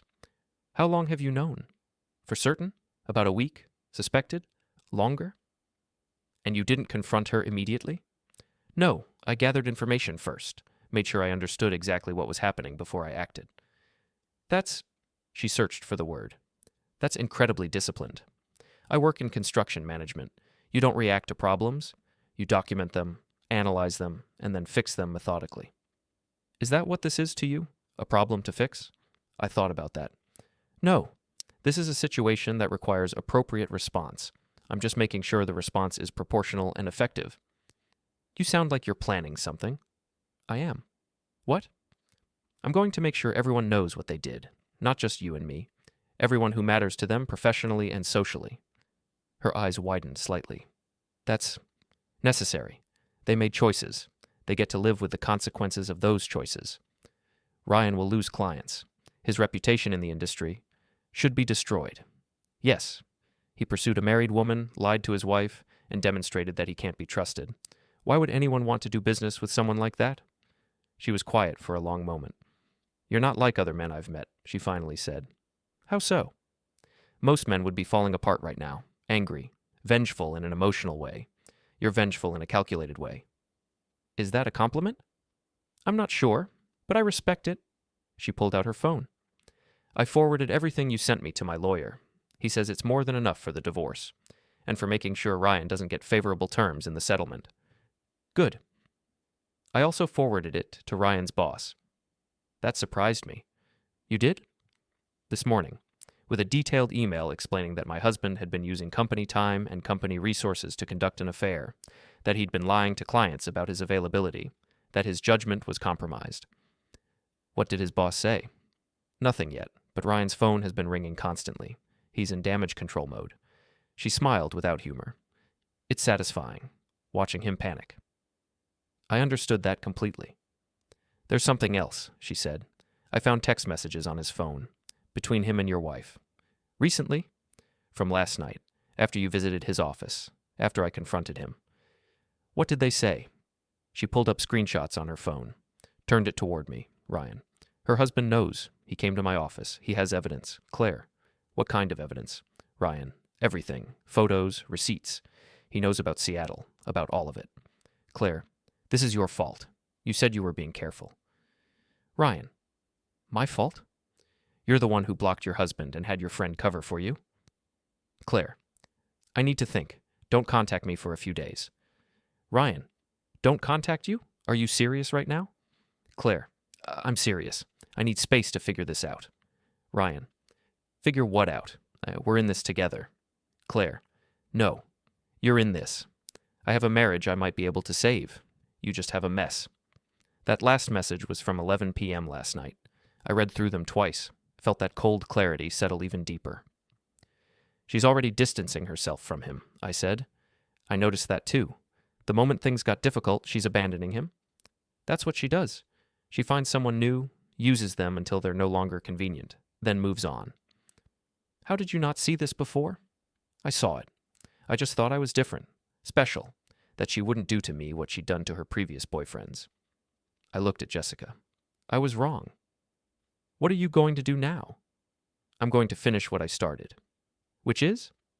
Making sure she can't do this to anyone else. Making sure everyone who knows her understands exactly who she is. Jessica nodded slowly, her fingers tightening around her coffee cup. I want to help. You don't have to. I want to. Ryan destroyed our family. Your wife helped him do it. They both deserve consequences. She leaned forward, voice dropping. But I need to know something first. Are you doing this out of anger? Or is this calculated? Calculated. Always. Good, because I've been thinking about this all night. Ryan's company is hosting a networking event next week. Big industry thing. Clients, colleagues, competitors, cocktails and presentations. He's supposed to be there, working the room, closing deals, building his precious reputation. And I'm going to be there too, as his soon-to-be ex-wife. With documentation. Her eyes hardened. I'm going to make sure everyone in that room knows exactly what kind of man they're doing business with. I studied her carefully. That's aggressive. You'll burn bridges. I don't care. These are his bridges, not mine. His industry, his colleagues. Let them all know. She pulled out her phone, scrolled through something. I've already contacted 3 of his biggest clients, told them I had concerns about his professional judgment given recent personal developments. 2 of them asked for details. I'm meeting with them Monday. Jessica? Don't try to talk me out of this, David. I'm not asking for permission. I'm telling you what I'm doing so we can coordinate. Make sure we're hitting them from all sides. There was steel in her voice I hadn't heard before. The determination of someone who'd made a decision and wasn't backing down. What do you need from me? I asked. Keep the pressure on Claire. Make sure she can't warn Ryan, can't give him time to prepare a defense. The more scattered they are, the more mistakes they'll make. I can do that. And one more thing. She pulled a manila folder from her bag, slid it across the table. These are Ryan's financial records for the past year. I pulled them last night. There are some irregularities I think your attorney will find interesting. I opened the folder. Bank statements, credit card bills, several charges highlighted in yellow. What am I looking at? Business expenses that aren't business expenses, dinners charged to his corporate card that have nothing to do with clients, hotel rooms during sales trips that don't match up with any actual sales. He's been defrauding his company to fund the affair. I flipped through the pages. She was right. The pattern was clear once you knew what to look for. You're thorough. I learned from the best. She smiled without humor. 10 years of marriage to a liar teaches you to document everything. We spent the next 20 minutes going through the details, times, dates, specific instances where Ryan had used company resources for personal gain. By the time we finished, I had enough to not only destroy his marriage, but his career. Thank you for this, I said. Don't thank me, just make sure it counts. We stood to leave. Outside, the morning had turned gray, clouds rolling in from the west. Can I ask you something? Jessica said as we walked to our cars. Sure. Do you still love her, Claire? I thought about that question. Really thought about it. No, I finally said. I don't think I do. Maybe I never did. Maybe I loved the version of her I thought existed. But that person was never real. She nodded. Same. I loved who I thought Ryan was. The man I married, but that man doesn't exist. Maybe he never did. We stood there in the parking lot. Two people who'd built lives on foundations that turned out to be sand. Good luck, she said. You too. I drove to Ryan's house after that. Lake Oswego, nice neighborhood, big houses, manicured lawns, the American dream on display. Jessica had texted me his address with a simple message. He's home alone. Kids are at my mother's. I parked on the street, walked up the driveway, noted the two cars in the garage, his BMW, her Lexus SUV, symbols of success that were about to become symbols of failure. I rang the doorbell, waited. The door opened after a minute. Ryan looked worse in person than I'd imagined. Unshaven, face pale, eyes bloodshot. He was wearing sweatpants and a ratty t-shirt, the first time I'd seen him in anything except business attire. What are you doing here? His voice was hoarse. We need to talk. I have nothing to say to you. That's fine. You can listen. I put my foot in the doorway before he could close it. Not aggressive, just firm. I'm not here to fight you, Ryan. I'm here to make sure you understand something very clearly. Get off my property or I'm calling the police. Go ahead. Tell them you're scared of the husband of the woman you've been sleeping with. I'm sure that conversation will go exactly how you want it to. He hesitated, hand on the door, calculating. Then he stepped back. I walked inside. The house was immaculate, tastefully decorated in that generic upscale way, neutral colors, expensive furniture, family photos everywhere. Ryan and Jessica smiling at the beach, the kids blowing out birthday candles, the illusion of happiness carefully curated and displayed. Nice place, I said, looking around. What do you want? I turned to face him. I want you to understand that this isn't over. You think you can weather this storm, wait for things to calm down, rebuild. You're wrong. Jessica already sent everything to my boss. That's just the beginning. You're going to stay away from my wife. Delete her number. Forget she exists. And if you don't, if I find out you've tried to contact her, if I see your name anywhere near her, what's happening now will seem minor compared to what comes next. That's a threat. It's a promise. I've already destroyed your marriage. Your job is hanging by a thread. But I can make it worse. Much worse. His face had gone pale. You're insane. No, I'm precise. There's a difference. I walked toward the door, paused. One more thing. Thank you. For what? For showing me who my wife really is. I suspected, but you gave me proof. Now I can move forward with absolute clarity. I left him standing there in his perfect house that was about to become anything but perfect. Drove back to the city feeling that cold satisfaction settling deeper. Everything was progressing exactly as it should. Friday morning, Claire came home. I was in the garage again, organizing tools, a habit I'd developed this week, something to keep my hands busy while my mind worked through problems. I heard her car in the driveway, the engine shutting off, the car door closing, her footsteps on the concrete. She appeared in the doorway, still wearing yesterday's clothes, looking exhausted. We need to talk, she said. Okay. Can we go inside? We can talk here. She glanced around the garage, my territory, my space, and I saw her calculate whether to push back or accept it. She chose acceptance. "I made a mistake," she said. I set down the wrench I'd been holding, turned to face her. One mistake? Or multiple mistakes over several months? I didn't mean for it to happen. You didn't mean to repeatedly lie to me? You didn't mean to book hotel rooms with another man? You didn't mean to block me when I got too close to the truth? I mean, I didn't mean to hurt you. But you did. I know. She took a step closer. I know I did. And I'm sorry. I'm so sorry. I studied her face, looking for sincerity, finding only performance. What happened with Ryan? I asked. She blinked. What? Ryan Kowalski, your boyfriend, the man you've been seeing every other Thursday. What happened with him? He's not my boyfriend. Then what is he? It was just... She struggled for words. It was a connection, something that happened, but it wasn't serious. Serious enough that you lied to me for months. Serious enough that you blocked me to hide it. Serious enough that you had Melissa provide cover. Melissa knew everything. Don't lie about that too. Claire's jaw tightened. Fine. Yes. Melissa knew.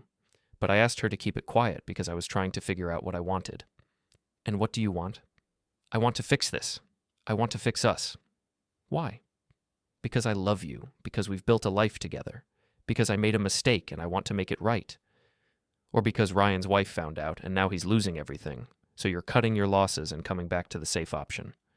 Her face went very still. That's not... I sent Jessica Kowalski everything I had. Every photo, every receipt, every documented lie. She confronted Ryan. She's filing for divorce. She sent the evidence to his employer. His career is probably over. Claire took a step back. You did what? I did what was necessary. He helped destroy our marriage. Now he gets to experience consequences. You had no right. I had every right. He was having an affair with my wife. What did you think would happen? I thought... She stopped, started again. I thought you'd be reasonable about this. Reasonable.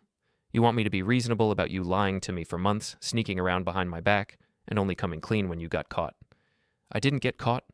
Yes, you did. I caught you. I documented everything. And now you're here trying to salvage whatever you can because your backup plan collapsed. That's not fair. None of this is fair, Claire, but it's happening anyway. She pulled out her phone, started typing frantically. I need to call Ryan. I need to make sure he's okay. He's fine. Devastated, humiliated, probably facing unemployment, but physically fine. This is your fault. No, this is his fault. And yours. You both made choices. Now you're both living with consequences. You're destroying people's lives. I'm revealing the truth. If that destroys their lives, maybe they shouldn't have built those lives on lies. She stared at me. Really looked at me, maybe for the first time in months. I don't even recognize you. Good. Maybe now you'll stop underestimating me. She turned and walked toward her car. Where are you going? I called after her. Away from you. Running again? She spun back around. I'm not running. I'm protecting myself from whatever twisted thing you've become. I haven't become anything. I've always been this person. You just never paid enough attention to notice. She got in her car, slammed the door, backed out of the driveway fast enough to leave tire marks on the concrete. I watched her drive away, standing in the garage doorway, hands in my pockets. Felt absolutely nothing. No regret, no sadness, no anger, just cold, clear certainty that I was doing exactly what needed to be done.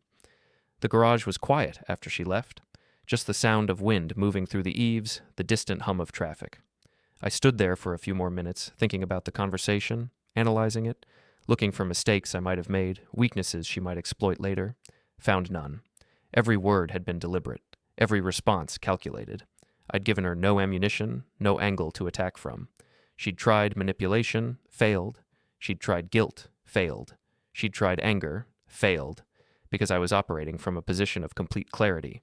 She'd destroyed the marriage. I was just managing the aftermath. I went back inside. The house felt different now, lighter somehow, like a weight had been lifted. Claire's presence had been suffocating in ways I hadn't fully recognized until it was gone. I walked through the rooms, noting the empty spaces where her things had been. A gap on the bookshelf where she kept her romance novels.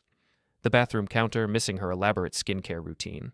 Small absences that somehow made the house feel more like mine. I made coffee, sat at the kitchen table with my laptop, opened my email. There, a message from someone named Thomas Chen. Subject line, regarding Claire Brennan. I opened it, already suspecting what I'd find. Mr. Brennan, I hope this email doesn't come as a surprise, but I felt it was important to reach out. My name is Thomas Chen, and I'm the Senior VP of Operations at Pacific Health Solutions, Claire's employer. I received some concerning information yesterday from a colleague in the industry. They forwarded me documentation suggesting that Claire has been misusing company time and resources for personal matters. I wanted to reach out to you directly before taking any formal action. As her husband, you might have insights that could help me understand the situation more completely. Would you be available for a conversation sometime this week? Best regards, Thomas Chen. I read it twice. Someone in the industry. Forwarded documentation, Jessica. She'd sent Ryan's information to his boss, and apparently she'd also sent Claire's information to her boss too. I hadn't asked her to do that, but I wasn't going to stop it either. I typed a response. Mr. Chen, I'd be happy to speak with you. I'm available anytime today or Monday. Feel free to call me at phone number. David Brennan, I hit send.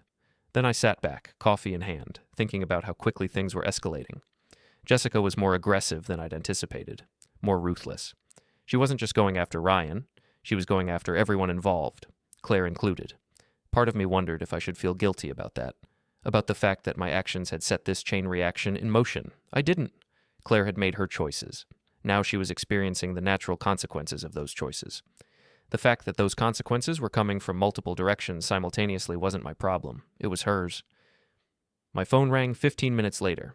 Thomas Chen. Mr. Brennan, he said when I answered. Thank you for responding so quickly. Of course. I wanted to have this conversation before taking any formal steps.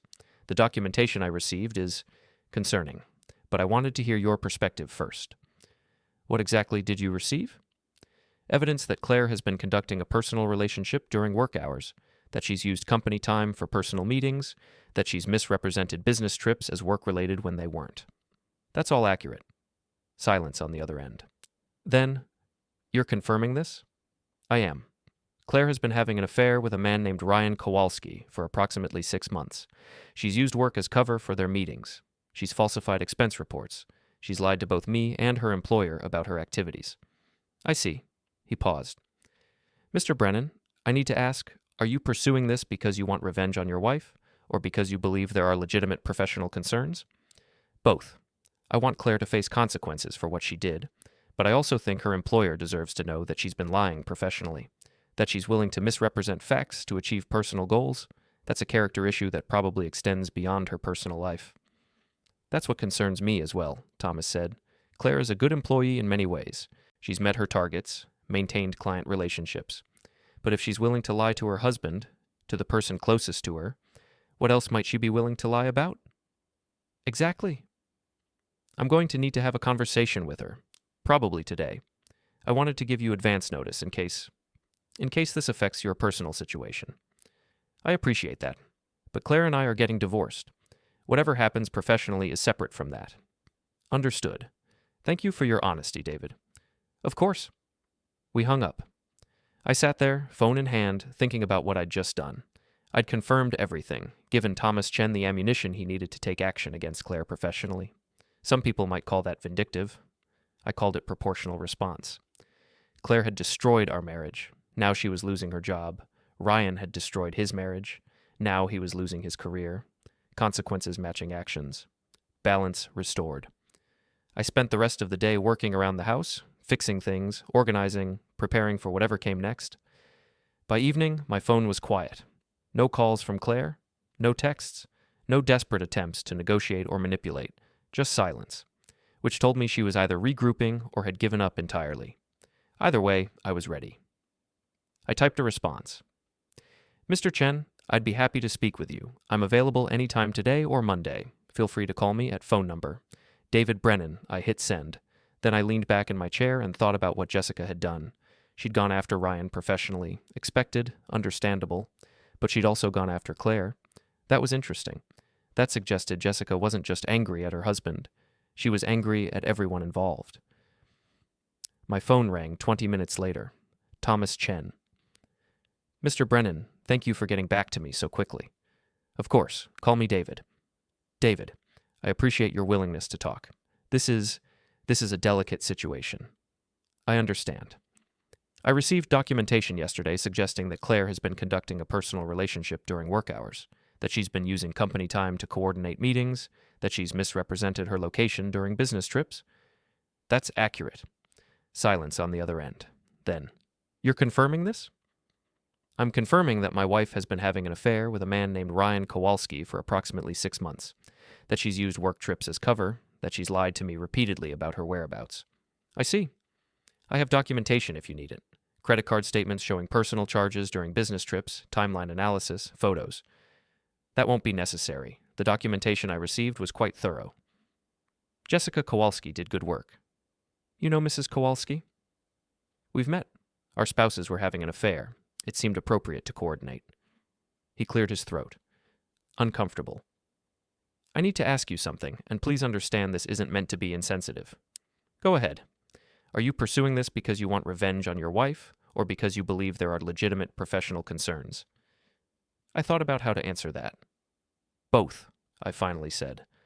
I want Claire to face consequences for what she did, but I also think her employer deserves to know that she's been lying professionally, that she's willing to misrepresent facts to achieve personal goals. That's a character issue that probably extends beyond her personal life. That's what concerns me as well. He paused. Claire is a good employee. She's met her targets, maintained client relationships, managed her team effectively. But if she's willing to lie to her husband, to the person closest to her, about something this significant, what else might she be willing to lie about? Exactly. I'm going to need to have a conversation with her. Probably today. She's not in a good headspace right now, fair warning. I gathered that from her email this morning. What email? She sent me a message at 6 a.m. saying she needed to take a personal day, that there was a family emergency. I hadn't known about that. There's no family emergency, I said. I suspected as much. David, I want to thank you for your honesty. This is a difficult situation, and I appreciate you being straightforward. Of course. One more thing, are you planning to take any legal action?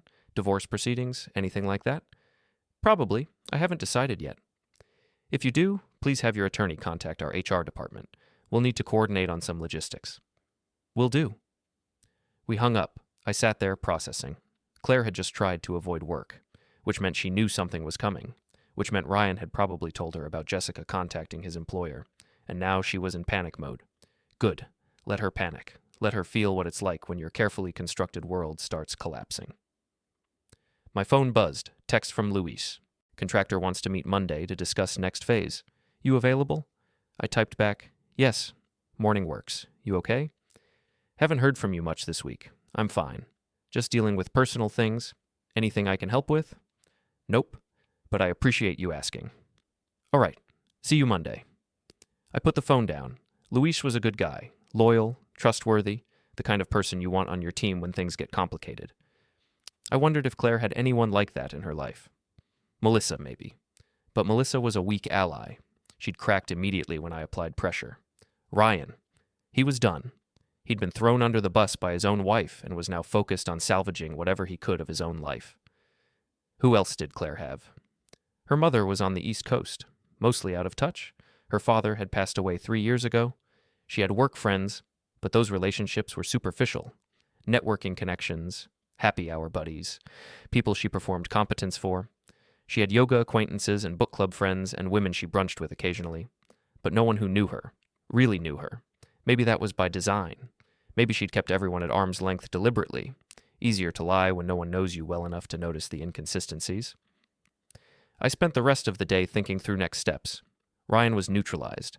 His marriage was over, his job was in jeopardy, his reputation was damaged. He'd stay away from Claire out of self-preservation, if nothing else. Claire's job was now at risk. Thomas Chen was going to have a conversation with her. Depending on how that went, she might face consequences professionally. But that wasn't enough. I needed something more, something that would make this permanent. I pulled out my laptop, opened a document, started writing. Not for myself, for Claire. A detailed account of everything that had happened. Every lie, every discovery, every moment where she'd chosen deception over honesty. Not angry, not emotional, just factual. The kind of document you could share with anyone who needed to understand who Claire Brennan really was. I worked on it for 3 hours. By the time I finished, it was 15 pages. Single-spaced, comprehensive. I saved it, backed it up, and waited for the right moment to use it. Saturday morning, I woke up to a text from Claire. We need to talk. Face to face. Not at the house. Neutral location. I typed back, where? Coffee shop on Hawthorne. The one near the theater, 2 hours. I showered, made breakfast, took my time. By the time I left the house, I was 15 minutes late. Claire was already there, sitting at a corner table. She looked exhausted, makeup failing to hide the dark circles, hair in a messy bun, wearing old jeans and a sweater I'd seen 100 times. I ordered coffee and sat down across from her. Thanks for coming, she said, voice tight with barely controlled emotion. You said we needed to talk. I got called into a meeting with my boss yesterday. Thomas Chen. Her eyes widened, then narrowed with suspicion. You talked to him. He called me, asked questions. I answered honestly. You told him about Ryan. He already knew.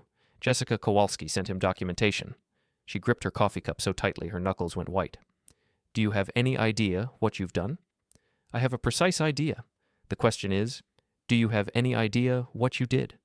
I made a mistake. Stop. Stop calling it a mistake. We've had this conversation. You made deliberate choices over a period of months. Own them. Fine. I had an affair. I lied. I'm a terrible person. Are you satisfied now? Is this what you wanted? I'm not satisfied. I'm simply ensuring appropriate consequences. She leaned forward, voice dropping to an urgent whisper. People at nearby tables were starting to glance over. Thomas put me on administrative leave, pending investigation. Do you understand what that means? I could lose my job, David. My career. Everything I've worked for. Yes, I understand that. And you don't care? I care that you're facing consequences that match your actions. That's not the same as caring about making things comfortable for you. What happened to you? Her voice cracked slightly. You used to be kind, compassionate. Now you're just cold. I'm the same person I've always been. You're just seeing me clearly for the first time, without the filter of your assumptions and manipulations. I never manipulated you. You manipulated me every single day for 6 months. Every time you came home from seeing Ryan and acted like everything was normal, every time you looked me in the eye and lied about where you'd been. That's manipulation, Claire. That's what it looks like. She pulled out her phone, started typing frantically. I'm texting Melissa, asking her to meet us here. Why? Because I need a witness. I need someone to hear what you're saying to me, the threats, the harassment. I haven't threatened you once, and having a conversation you requested isn't harassment. You're destroying my life systematically. I'm revealing the truth. There's a difference. Melissa arrived 10 minutes later, looking panicked and out of breath. She spotted us immediately. Not hard, given we were the only 2 people in the coffee shop clearly in the middle of an intense conversation. What's going on? She asked, sliding into the chair next to Claire. Your text said emergency. David is threatening me, Claire said, grabbing Melissa's hand like a lifeline.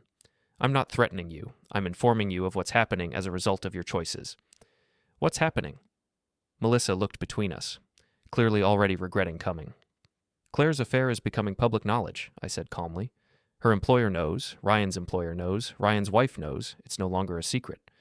You can't do that, Melissa said, but without conviction. I can, and I already have.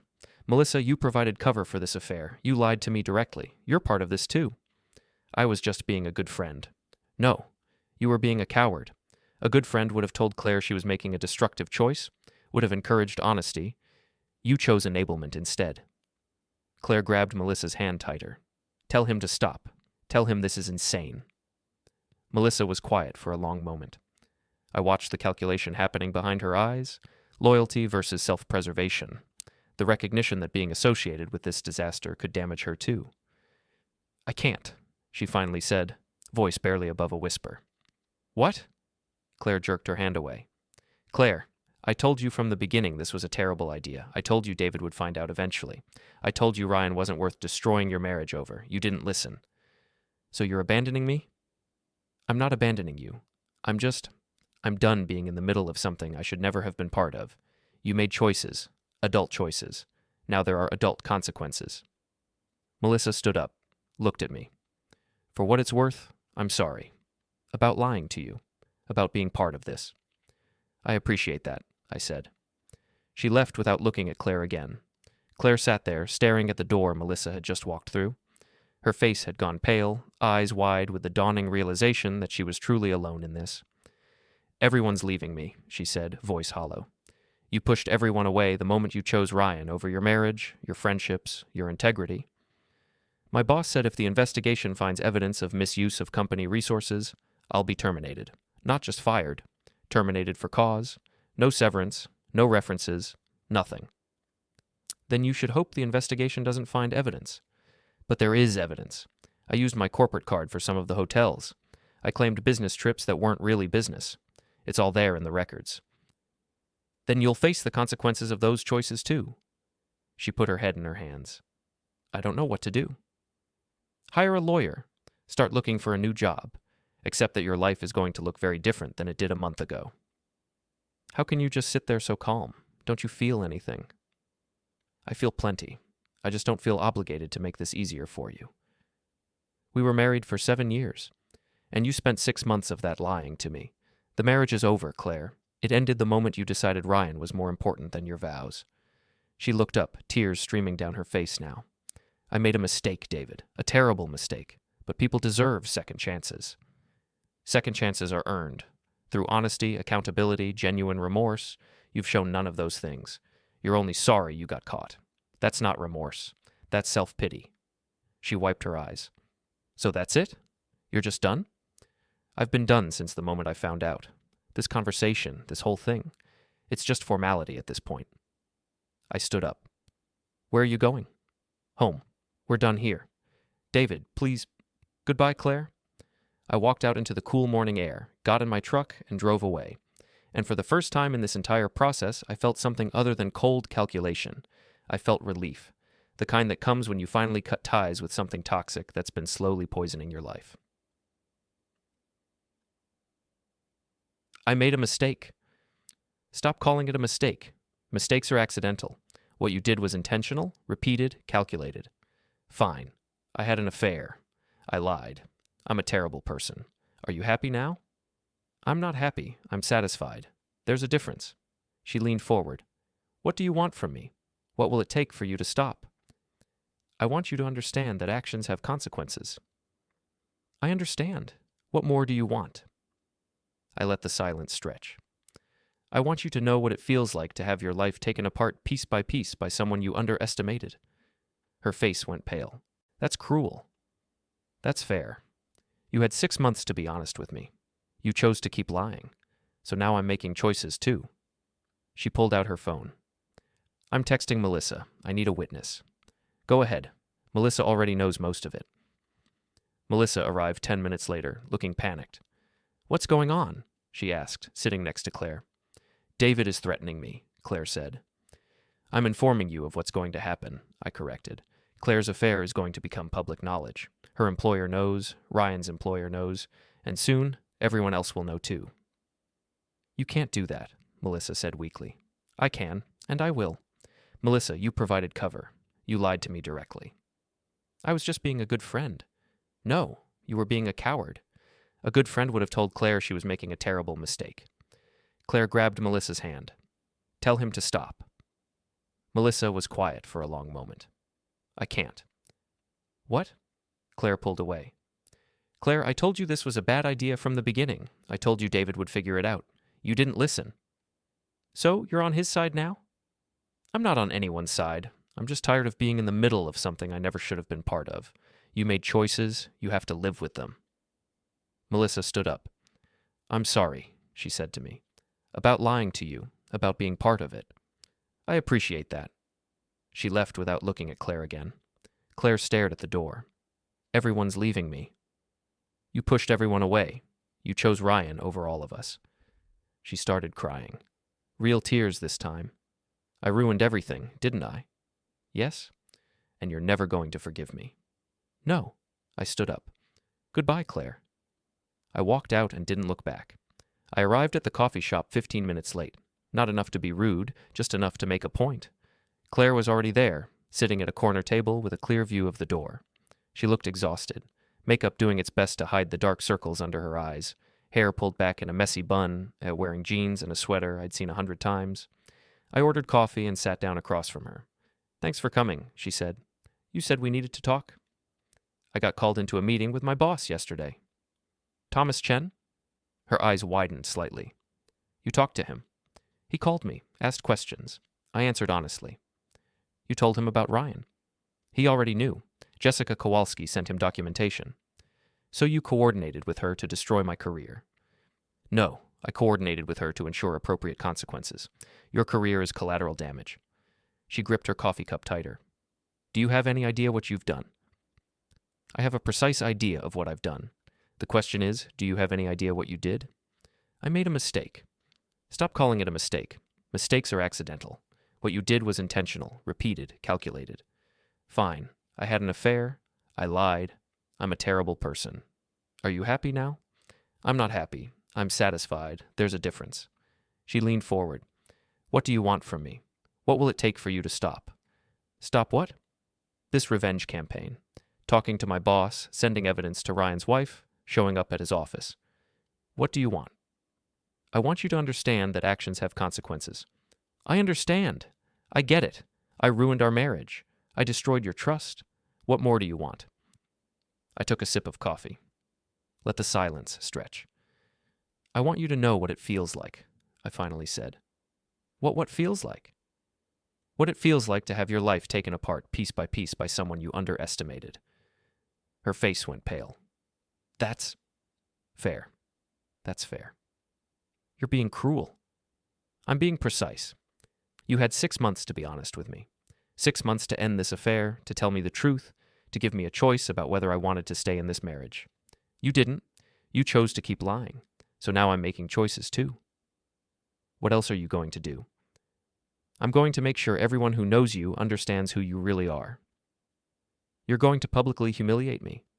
I'm going to publicly tell the truth. If that humiliates you, that's your problem. She pulled out her phone, started typing.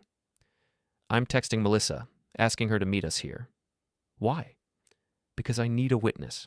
I need someone to hear what you're saying to me. Go ahead. Melissa already knows most of it. She hit send, set the phone down. You've turned into someone I don't recognize. I haven't turned into anyone. I've always been this person. You just never bothered to look closely enough. The man I married wouldn't do this. The man you married trusted you. You destroyed that trust. So now you're meeting a different version of me. A worse version. A more honest version. Melissa arrived 10 minutes later, looking panicked. She spotted us immediately and rushed over. What's going on? She asked, sitting down next to Claire. David is threatening me, Claire said. I'm not threatening you. I'm informing you of what's going to happen. What's going to happen? Melissa asked. Claire's affair is going to become public knowledge. Her employer knows, or Ryan's employer knows, Ryan's wife knows, and soon everyone else will know too. You can't do that, Melissa said. I can, and I will.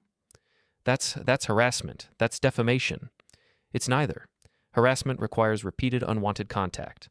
I'm not contacting Claire. I'm simply sharing facts with people who have a right to know them, and defamation requires false statements. Everything I'm sharing is true. Claire grabbed Melissa's hand. Tell him to stop. Tell him this is insane. Melissa looked at me, then at Claire, then back at me. I can't, she said quietly. What? Claire pulled her hand away. Claire, I told you this was a bad idea. I told you someone would find out.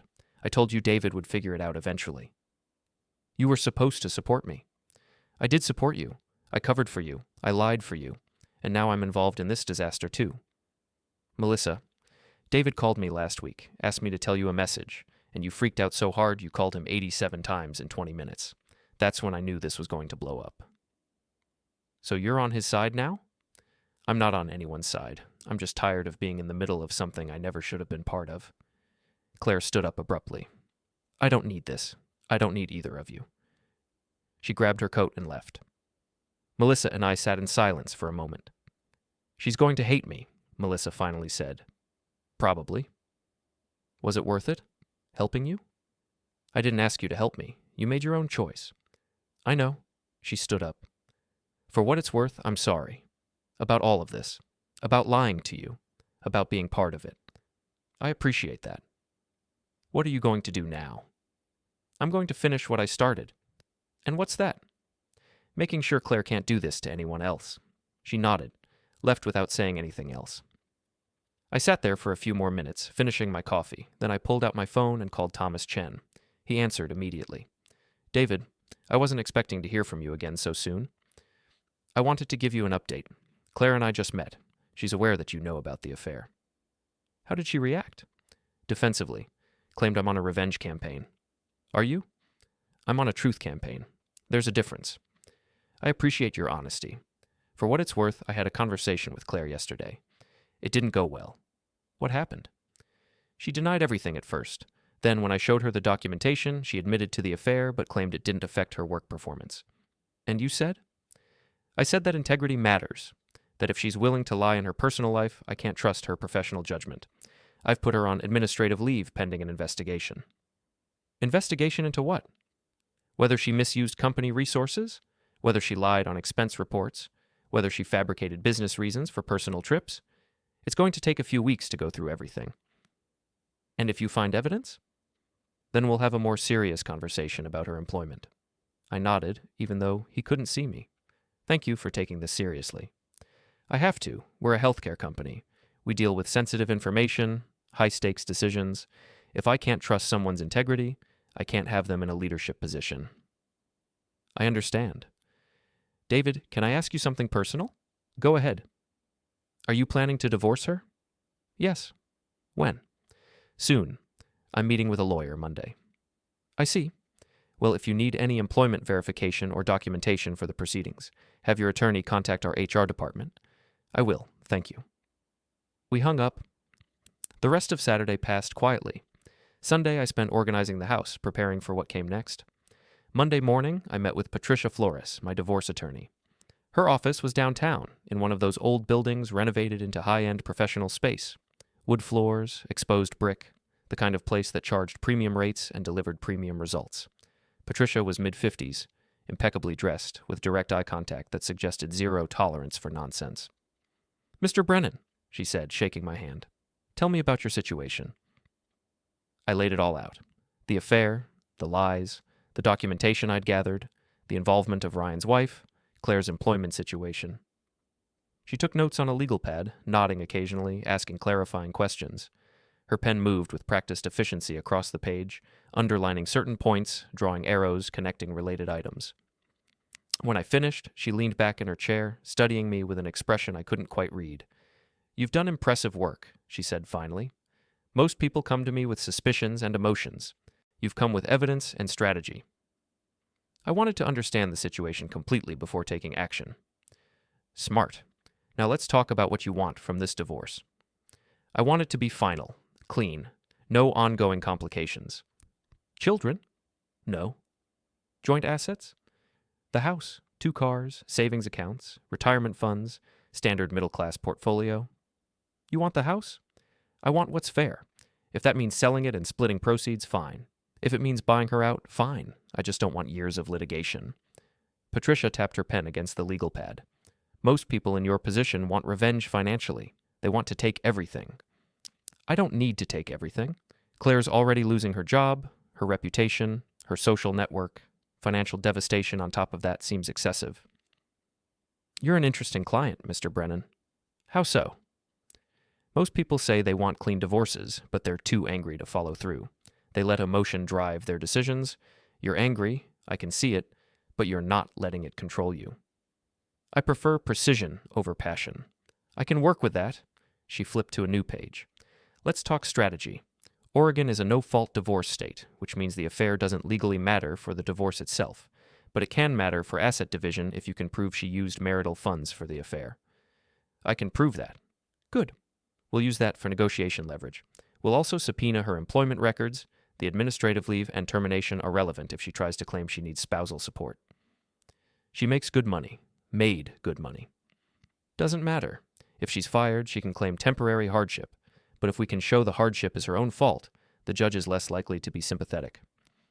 What's the timeline? Oregon requires a 90-day waiting period from filing to finalization. Realistically, with negotiations and court availability, we're looking at 4 to 6 months total. That's longer than I'd like. It's the fastest possible. Unless she contests everything, then we're looking at a year or more. She won't contest. How can you be sure? Because contesting requires her to defend her actions publicly. to have her affair documented in court records. To potentially have Ryan called as a witness, she won't want that. Patricia nodded slowly. You're probably right. Most cheating spouses prefer quick, quiet divorces. We spent the next 40 minutes going through details. Asset lists, timeline, strategy for different scenarios.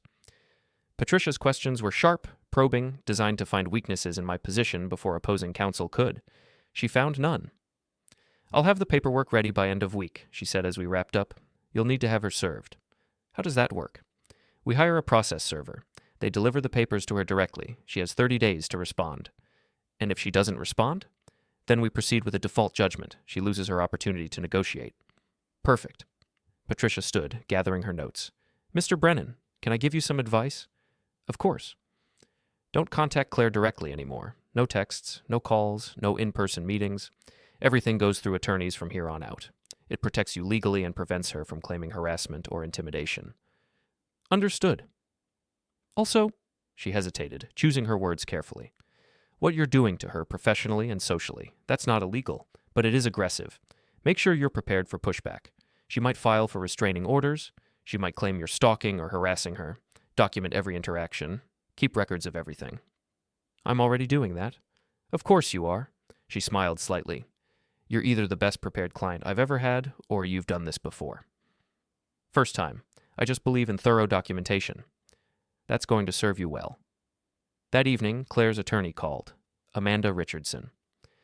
Mr. Brennan, I'm representing Claire in the divorce proceedings. I wanted to reach out before things get adversarial. I'm listening. Claire has asked me to explore the possibility of mediation rather than litigation. She believes there might be room for reconciliation, or at least for an amicable separation. There's no room for reconciliation, and amicable stopped being an option when she lied for 6 months. Mr. Brennan, I understand you're angry. I'm not interested in mediation. If Claire wants a divorce, she can respond to the papers she'll be served with next week.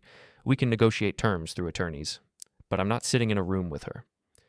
That's unfortunate. Mediation could save both of you significant time and money. I'm willing to spend the time and money to do this properly. I see. Well, I'll convey that to my client. We hung up. Tuesday through Thursday passed in a blur of work and waiting. The site in Beaverton was progressing well. Luis asked how I was doing multiple times. I gave him the same answer. Working on it. Thursday afternoon, Thomas Chen called. We completed our investigation, he said without preamble. Found multiple instances of misuse of company resources, falsified expense reports, personal trips claimed as business travel. We terminated Claire's employment this morning. I felt that cold finality settle in. How did she react? Her attorney was present, threatened legal action. But we have documentation of everything. Our legal team isn't concerned. I see. David, I want to thank you again for bringing this to our attention. I know it wasn't easy. I didn't do it to help you. I did it because Claire needed to face consequences. Either way, we appreciate your honesty. Claire had lost her job. Not because I destroyed it, because she destroyed it herself. Friday, Patricia called with an update. Amanda sent over a revised settlement proposal. Claire's backing down on most demands except the house. She wants to stay there rent-free for 3 months. Absolutely not. The house goes on the market immediately. That's what I'll tell her. The weekend passed. I worked on the house, fixed things, prepared for the next phase. Monday morning, Jessica Kowalski called. Ryan and I finalized our divorce over the weekend. Fast. Ryan wanted it done. I got the house, primary custody, significant child support. Congratulations. Your divorce? Almost done. Claire's backing down. Should be finalized soon. We talked for a few more minutes. 2 people who'd survived something difficult. That evening, Claire texted, "Can we please talk? Just once more. I need closure." I blocked her number. No more conversations, no more negotiations. Just the clean break I'd been working toward. Her name was Patricia Flores, and she came highly recommended by one of the guys Luis knew. Someone who'd been through a contentious divorce and said Patricia had handled it like a professional assassin. That sounded about right. Her office was downtown in one of those old buildings that got renovated into high-end professional space. Wood floors, exposed brick, the kind of place that charged premium rates and delivered premium results. Patricia was mid-50s, impeccably dressed, with the kind of direct eye contact that suggested she didn't have time for nonsense. "Mr. Brennan," she said, shaking my hand, "tell me about your situation." I laid it all out. The affair, the lies, the documentation I'd gathered, the involvement of Ryan's wife, Claire's employment situation. She took notes on a legal pad, nodding occasionally, asking clarifying questions. When I finished, she leaned back in her chair. "You've done impressive work," she said. "Most people come to me with suspicions and emotions. You've come with evidence and strategy." I wanted to make sure I understood the situation completely before taking action. Smart. Now let's talk about what you want from this divorce. I want it to be final, clean, no ongoing complications. Children? No. Joint assets? The house, 2 cars, savings accounts, retirement funds, standard middle-class portfolio. You want to fight for the house? I want what's fair. If that means selling it and splitting the proceeds, fine. If it means buying her out, fine. I just don't want years of litigation. Most people in your position want revenge financially. They want to take everything. I don't need to take everything. Claire's already losing her job, her reputation, her social network. Financial devastation on top of that seems excessive. Patricia smiled. "You're an interesting client, Mr. Brennan." "How so?" "Most people say they want clean divorces, but they're too angry to follow through. They let emotion drive their decisions. You're angry, I can see it, but you're not letting it control you. I prefer precision over passion. I can work with that." She flipped to a new page on her legal pad. "Let's talk strategy. Oregon is a no-fault divorce state, which means the affair doesn't legally matter for the divorce itself, but it can matter for asset division if you can prove she used marital funds for the affair." "I can prove that." "Good. We'll use that for negotiation leverage. We'll also subpoena her employment records. The administrative leave is relevant if she tries to claim she needs spousal support. She makes good money. She won't need support. Doesn't matter. If she's fired, she can claim temporary hardship. But if we can show the hardship is her own fault, the judge is less likely to be sympathetic." "What's the timeline?" "Oregon requires a 90-day waiting period from the date of filing to the date the divorce is finalized. Realistically, with negotiations and court availability, we're looking at 4 to 6 months total." "That's longer than I'd like." "It's the fastest possible. Unless she contests everything, then we're looking at a year or more."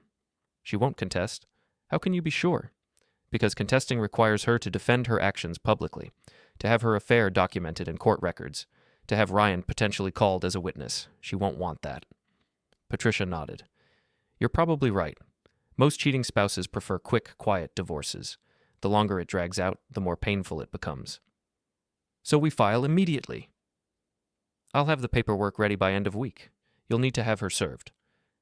"How does that work?" "We hire a process server. They deliver the papers to her directly. She has 30 days to respond." "And if she doesn't respond?" "Then we proceed with a default judgment. She loses her opportunity to negotiate." "Perfect." We spent the next hour going through details: asset lists, timeline, strategy for different scenarios. By the time I left her office, I had a clear path forward. File for divorce this week, have Claire served, negotiate settlement, finalize within 6 months, move on. I drove to the job site in Beaverton. Luis was already there, talking to the framing contractor about the next phase of work. "Hey," he said when he saw me. "How was your weekend?" "Productive?" "Yeah? You get everything sorted out?" "Working on it." "You look better, less like you're about to go on a rampage." I laughed. I was never going to rampage. That's not my style. "I know. That's what made it more concerning. You're the kind of guy who gets very quiet when he's angry." "Is that a bad thing?" "Depends on what you're planning." We walked through the site together, checking progress. The framing was nearly complete. Electrical rough-in was scheduled for next week, HVAC after that. We were on schedule, under budget, no major issues. Everything going exactly as planned, unlike my marriage. But even that was starting to follow a plan now. My phone rang around lunch. Unknown number. I answered. "Hello?" "Mr. Brennan, this is Detective Sarah Morrison with the Portland Police Bureau. Do you have a few minutes to talk?" My pulse sped up slightly. "Of course. What's this about?" "We received a complaint from a Mr. Ryan Kowalski. He claims you've been harassing him, showing up at his workplace and his home, making threats." "I visited his office once. I visited his home once. I didn't threaten him. That's not what he says. Then he's lying, which isn't surprising considering he's been having an affair with my wife and is now facing consequences for it." Silence on the other end. Then, "I see. Detective, I'm happy to cooperate fully with any investigation, but I need you to understand the context. Ryan Kowalski has been having an affair with my wife for months. I confronted him about it. That's not harassment. That's a husband addressing the situation. Did you threaten him? I told him there would be consequences if he continued seeing my wife. That's not a threat. That's a statement of fact. Mr. Kowalski feels threatened. Mr. Kowalski feels guilty and is trying to deflect blame. If he wants to file a formal complaint, I'll defend myself, but I haven't done anything illegal. I need to ask you to stay away from Mr. Kowalski. No more visits to his home or workplace. I have no intention of visiting him again. I've said everything I needed to say. Good. I'm going to document this conversation. If there are any further issues, we'll need to revisit it. Understood. She hung up. I stood there for a moment, processing. Ryan had called the police. That was interesting. That suggested he was scared. Good. Let him be scared. Let him understand what it feels like when your comfortable life gets disrupted by forces you can't control. I called Patricia Flores. Quick question, I said when she answered. If someone files a police complaint against me claiming harassment, does that affect the divorce proceedings? Did you harass them? No, I had 2 conversations with my wife's affair partner. He's claiming I threatened him. I didn't. Can you prove that? The conversations were face-to-face, no recordings. But I can testify under oath that I didn't threaten him. Then it shouldn't affect the divorce, but document everything. Every interaction, every conversation. If this escalates, we'll need a paper trail. Already doing that. Of course you are. We hung up. I added the police call to my documentation file. 27 pages now. Growing every day. That evening, I got a text from Jessica Kowalski. Ryan filed for a restraining order against you. I called her immediately. Is he serious? Very. He went to court this morning. Claimed you've been stalking him, threatening him, interfering with his work. I visited him twice. That's not stalking. I know, but he's scared. And scared people do desperate things. Will the restraining order go through? Probably not. You'd need to have a pattern of harassment for that. 2 visits don't qualify. So what happens? You'll get a hearing date. You'll present your side. The judge will decide, but even if he denies the restraining order, Ryan will have it on record that he tried to get one. Which makes me look dangerous. Potentially, or it makes him look cowardly. Depends on how the judge sees it.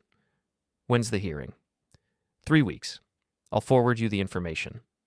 Thanks for the heads up. No problem. For what it's worth, I think Ryan's making a mistake. This just makes him look weak. Agreed. We hung up. I sat on the couch, thinking. Ryan was escalating, which meant he was losing control, which meant I was winning. The restraining order hearing was scheduled for a Wednesday afternoon in late November, 3 weeks after Ryan filed his petition.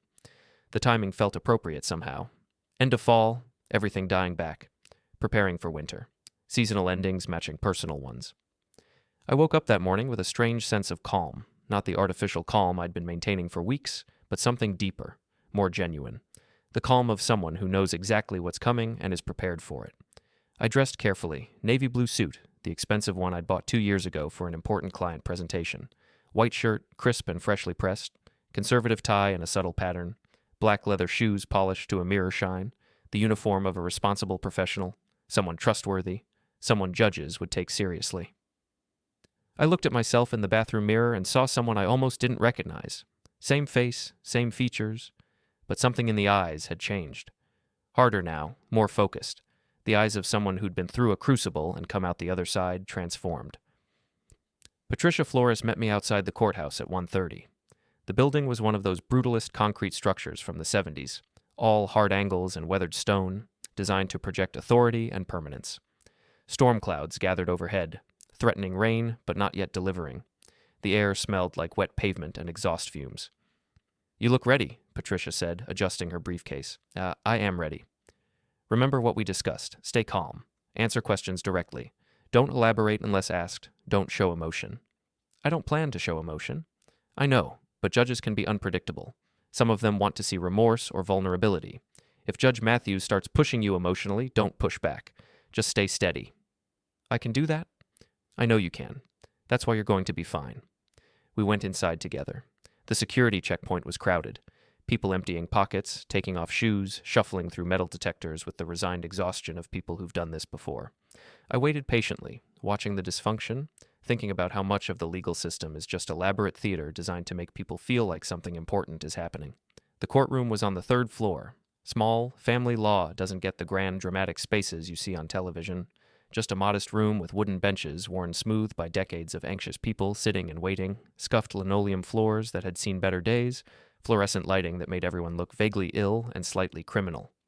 Ryan was already there when we arrived, sitting in the front row with his attorney, a young guy who looked like he'd graduated law school maybe 2 years ago. His suit was slightly too big, like he'd lost weight recently and hadn't bothered getting it tailored. Probably bought it for his first job interview and was still wearing it out of necessity rather than choice. Ryan looked terrible. Actually terrible. Not just tired terrible. He'd lost weight. Significant weight. His suit hung on his frame like someone else's clothes. His face had taken on a hollow quality, cheekbones more pronounced, eye sockets deeper. His eyes were red-rimmed and unfocused. The look of someone who hadn't been sleeping, who'd been lying awake at night replaying every decision, every mistake, every moment that led him to this courtroom. Good. He deserved every sleepless night. He noticed me and immediately looked away, like eye contact might somehow make this worse. His attorney leaned over and whispered something. Ryan nodded jerkily, hands clasped tightly in his lap. Patricia and I sat on the opposite side of the aisle, professional distance, clear delineation of opposing parties. We waited. Courtrooms operate on their own timeline. Everything happens slowly, deliberately. The clock on the wall ticked forward with mechanical precision. 2:15 became 2:20 became 2:30. Other cases were called first: custody disputes, protection orders, the daily bread and butter of family court. Finally, at 2:45, the bailiff called our case. Case number 2024 CV 82756, Ryan Kowalski versus David Brennan. Petitioner seeking restraining order. We stood and moved to our respective tables. Ryan's attorney looked nervous, shuffling papers, trying to project confidence but failing. Ryan himself looked like he might be physically sick. The judge entered, Judge Catherine Matthews, according to the nameplate on her bench. Mid-60s, gray hair pulled back in a severe bun, reading glasses hanging from a chain around her neck. She had the face of someone who'd seen every possible variation of human dysfunction and was utterly unimpressed by all of it. She sat down without ceremony, opened the file in front of her, and began reading. The silence stretched out. 30 seconds, 45, a minute. Just the sound of papers rustling and the ventilation system humming. Finally, she looked up. All right, Mr. Kowalski, you're the petitioner. This is your restraining order petition.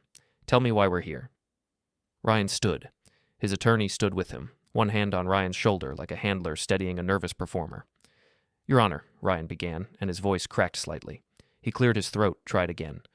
Your Honor, Mr. Brennan has been stalking me. He's shown up at my place of employment unannounced and uninvited. He's come to my home. He's made threatening statements about destroying my life and my career. I fear for my safety. Judge Matthews wrote something down. When did these incidents occur? The first was approximately 4 weeks ago at my office. The second was at my home 3 weeks ago. And what specifically did Mr. Brennan say that made you fear for your safety? Ryan glanced at his attorney, who nodded encouragingly. He said that if I didn't stay away from his wife, he would make sure I lost everything, my job, my reputation, my marriage. He said he would expose me to everyone I know, that he would make sure I never recovered from what I'd done. And what had you done? Judge Matthews asked, her tone completely neutral. Ryan swallowed hard. I had been seeing his wife, romantically, for several months. You were having an affair with Mr. Brennan's wife. Yes, Your Honor. Judge Matthews looked at me. Mr. Brennan, your response? I stood. Patricia remained seated. She wasn't representing me in this specific proceeding, just advising. This was on me.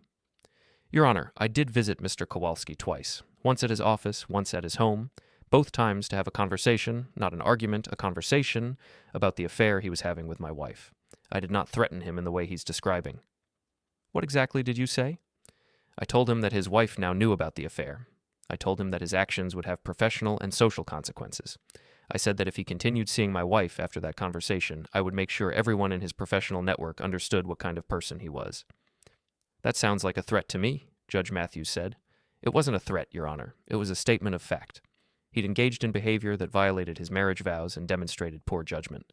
I was informing him that I would share factual information about his behavior with people who had a right to know it. That's not a threat. That's transparency. Did you raise your voice? No, Your Honor. Did you make any physical contact? No, Your Honor. Both conversations were completely non-physical. Did you prevent him from leaving or moving freely? No, Your Honor. In both instances, he was free to end the conversation at any time. Judge Matthews made more notes. The silence stretched out again. I could hear Ryan breathing from across the courtroom. Shallow, rapid breaths. Panic breathing. "Mr. Kowalski," the judge said without looking up, "do you have any evidence of these threats? Recordings, witnesses, text messages?" Ryan's attorney spoke up. "The conversations were private, Your Honor. No recordings exist." "So, it's his word against Mr. Brennan's word?" "Yes, Your Honor. But Mr. Brennan admits to visiting my client's workplace and home uninvited. That shows a pattern of 2 visits is not a pattern." Judge Matthews looked up sharply. 2 visits over the span of 3 weeks, both related to the same issue, does not constitute a pattern of harassment or stalking. Your Honor, my client fears. I understand what your client fears. But fear alone is not grounds for a restraining order. There has to be a credible threat of harm. Has Mr. Brennan contacted your client since these 2 conversations? No, Your Honor. Has he attempted to visit again? No, Your Honor. Has he sent threatening messages or made threatening communications of any kind? No, Your Honor, but then I don't see grounds for a restraining order. Judge Matthews flipped through more pages in the file. "Mr. Kowalski, I see here that you are having an affair with Mr. Brennan's wife. Is that correct?" "Yes, Your Honor. And Mr. Brennan discovered this affair and confronted you about it." "Yes, Your Honor."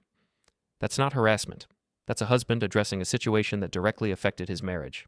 Now, I'm going to be very clear with both of you." She looked between us, her gaze sharp and penetrating. "Mr. Brennan, while I don't believe you've done anything that rises to the level requiring a restraining order, I also don't want you anywhere near Mr. Kowalski going forward.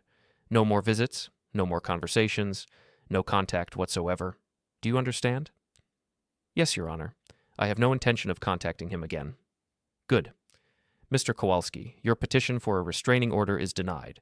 However, if Mr. Brennan does contact you again, you're welcome to refile. Mr. Brennan, consider this a warning. Stay away from Mr. Kowalski completely." "I understand, Your Honor." Court is adjourned. She stood and left through the side door without another word. The courtroom erupted into quiet movement, people gathering papers, attorneys conferring with clients, the bailiff calling the next case. Ryan stared at me across the aisle. His face was pale, his jaw tight. His attorney was already packing up his briefcase, clearly relieved this was over and he didn't have to deal with it anymore. I walked out without looking back. Patricia caught up with me in the hallway. "Well," she said, "that went exactly as expected." He looked desperate. He is desperate. His life is falling apart, and he's grasping at anything that might stop the collapse. The restraining order was a Hail Mary that didn't work. "Good.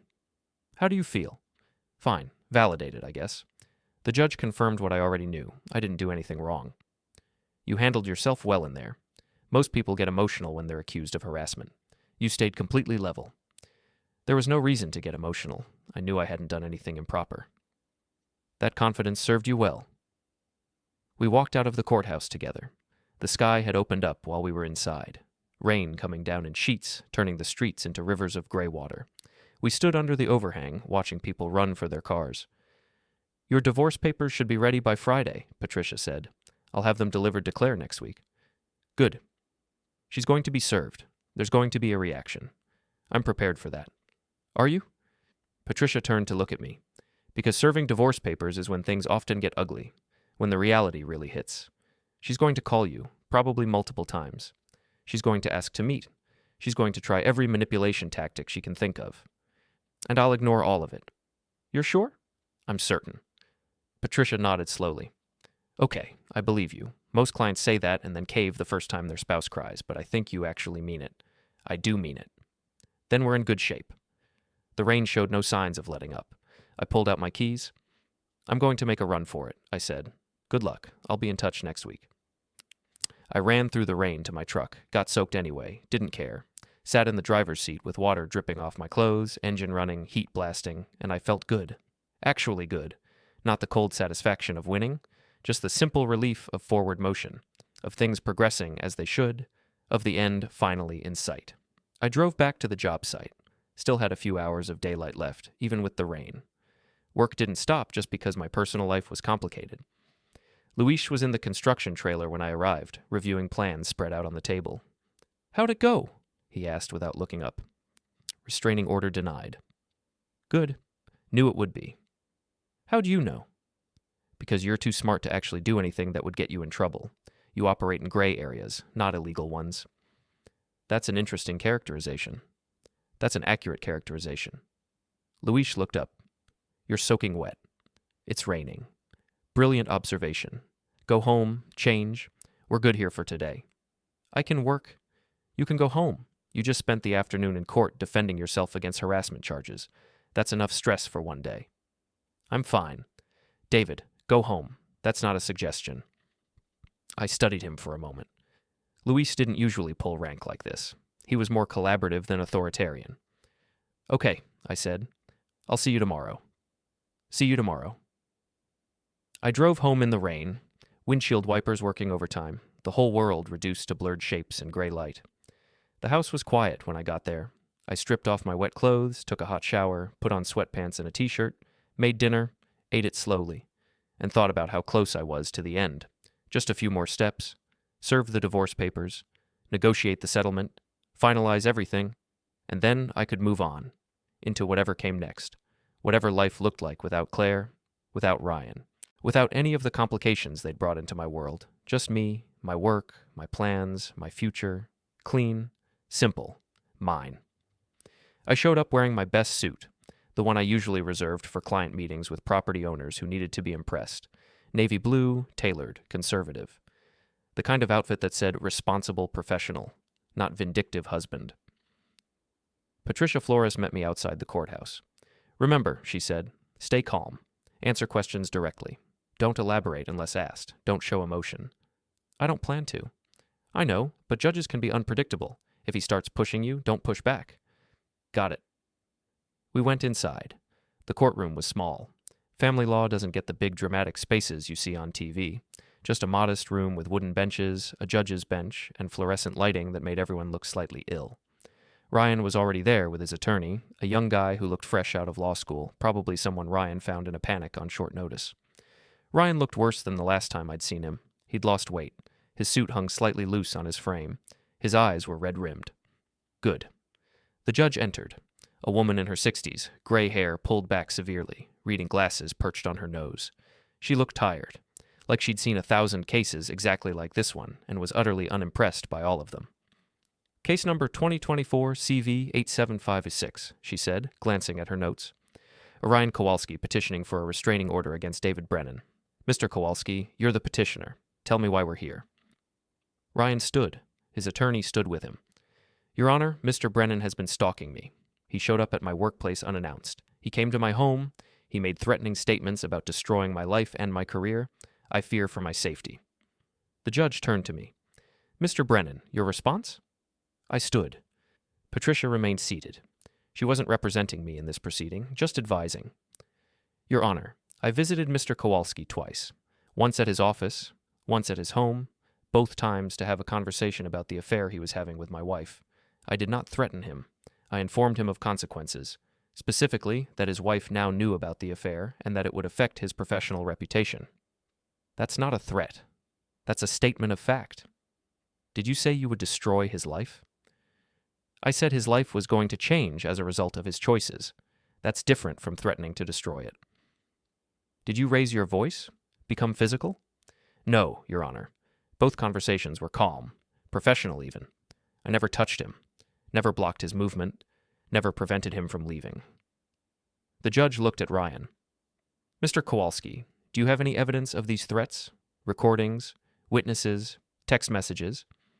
Ryan's attorney spoke up. The conversations were private, Your Honor. No recordings exist. So it's his word against Mr. Brennan's word. Yes, Your Honor. But Mr. Brennan admits to visiting my client's workplace and home uninvited. That shows a pattern of harassment. 2 visits is not a pattern. 2 visits is 2 visits. The judge flipped through the file. Mr. Kowalski, I see here that you were having an affair with Mr. Brennan's wife. Is that correct? Ryan hesitated. That's a personal matter that's not relevant to... It's extremely relevant. Mr. Brennan confronted you about something you did that directly affected his life. That's not harassment. That's a man addressing a situation. Your Honor, I feared for my safety. Did he damage your property? No. Did he contact you repeatedly after you asked him to stop? No. But then I don't see grounds for a restraining order. The judge turned to me. Mr. Brennan, I'm going to be very clear with you. While I don't believe you've done anything that rises to the level of harassment, I also don't want you anywhere near Mr. Kowalski going forward. No more visits, no more conversations, no contact whatsoever. Do you understand? Yes, Your Honor. I have no intention of contacting him again. Good. Mr. Kowalski, your petition for a restraining order is denied. However, if Mr. Brennan does contact you again, you're welcome to refile. Court is adjourned. She stood and left. Ryan stared at me across the courtroom. His attorney was already packing up his briefcase, looking relieved this was over. I walked out without looking back. Patricia caught up with me in the hallway. Well handled, she said. Thanks. Ryan's attorney looked like he wanted this case to disappear. Probably because it was weak from the start. Ryan panicked and made a bad decision. Desperate people make bad decisions. Good thing I'm not desperate. We walked out into the afternoon sun. Your divorce papers are ready, Patricia said. I'll have them delivered to Claire tomorrow. She's expecting them? Probably. She'd have to be pretty oblivious not to see this coming. She's not oblivious. She's in denial. Same result. I drove to the job site. Luis was there, supervising the electrical contractor's work. How'd it go? He asked. Restraining order denied. Good. That means you can stop worrying about legal issues and focus on finishing this properly. That's the plan. You seem calmer? I am calmer. Things are progressing exactly as they should. Meaning? Meaning Ryan's neutralized. Claire's being served with divorce papers tomorrow. Her job is hanging by a thread. Everything I set out to do is happening. Luis studied me. You're a scary guy. When you commit to something, you know that? I prefer thorough. Same thing, different words. The next day, Claire was served with divorce papers. I wasn't there for it. The process server handled everything, but Patricia called me afterward to confirm. She was served at 3 p.m. at her apartment. She signed for them. No drama. How'd she react? Process server said she looked shocked, but she took the papers and closed the door. That's all I know. Okay, what happens now? She has 30 days to respond. She'll probably hire an attorney. They'll reach out to us to negotiate. And if she doesn't respond, we get a default judgment, but she'll respond. This is too big to ignore. Keep me updated. Will do. I spent the rest of the week working. Normal routine, site inspections, contractor meetings, budget reviews, letting the legal process unfold on its own timeline. Not pushing, not forcing, just waiting for Claire to make her next move. She called me Friday night. I almost didn't answer, but curiosity got the better of me. Hello? You served me with divorce papers. Her voice was shaking. I did. We could have worked this out. We could have gone to counseling. We could have... Worked what out, Claire? You had an affair. You lied for months. You only came back when your backup plan collapsed. What exactly do you think counseling would fix? I made a mistake. Stop calling it a mistake. Fine. I had an affair. I hurt you. I'm sorry.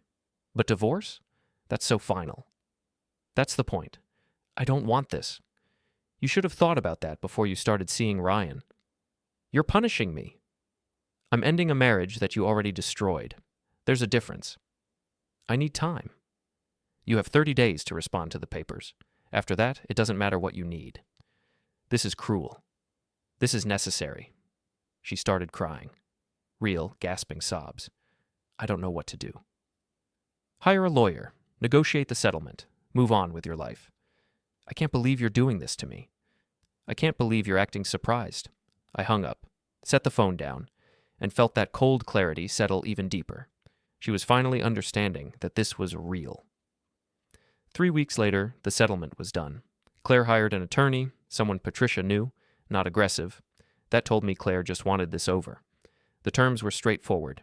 House sold, proceeds split 50-50, cars divided, retirement and savings split equally, no spousal support.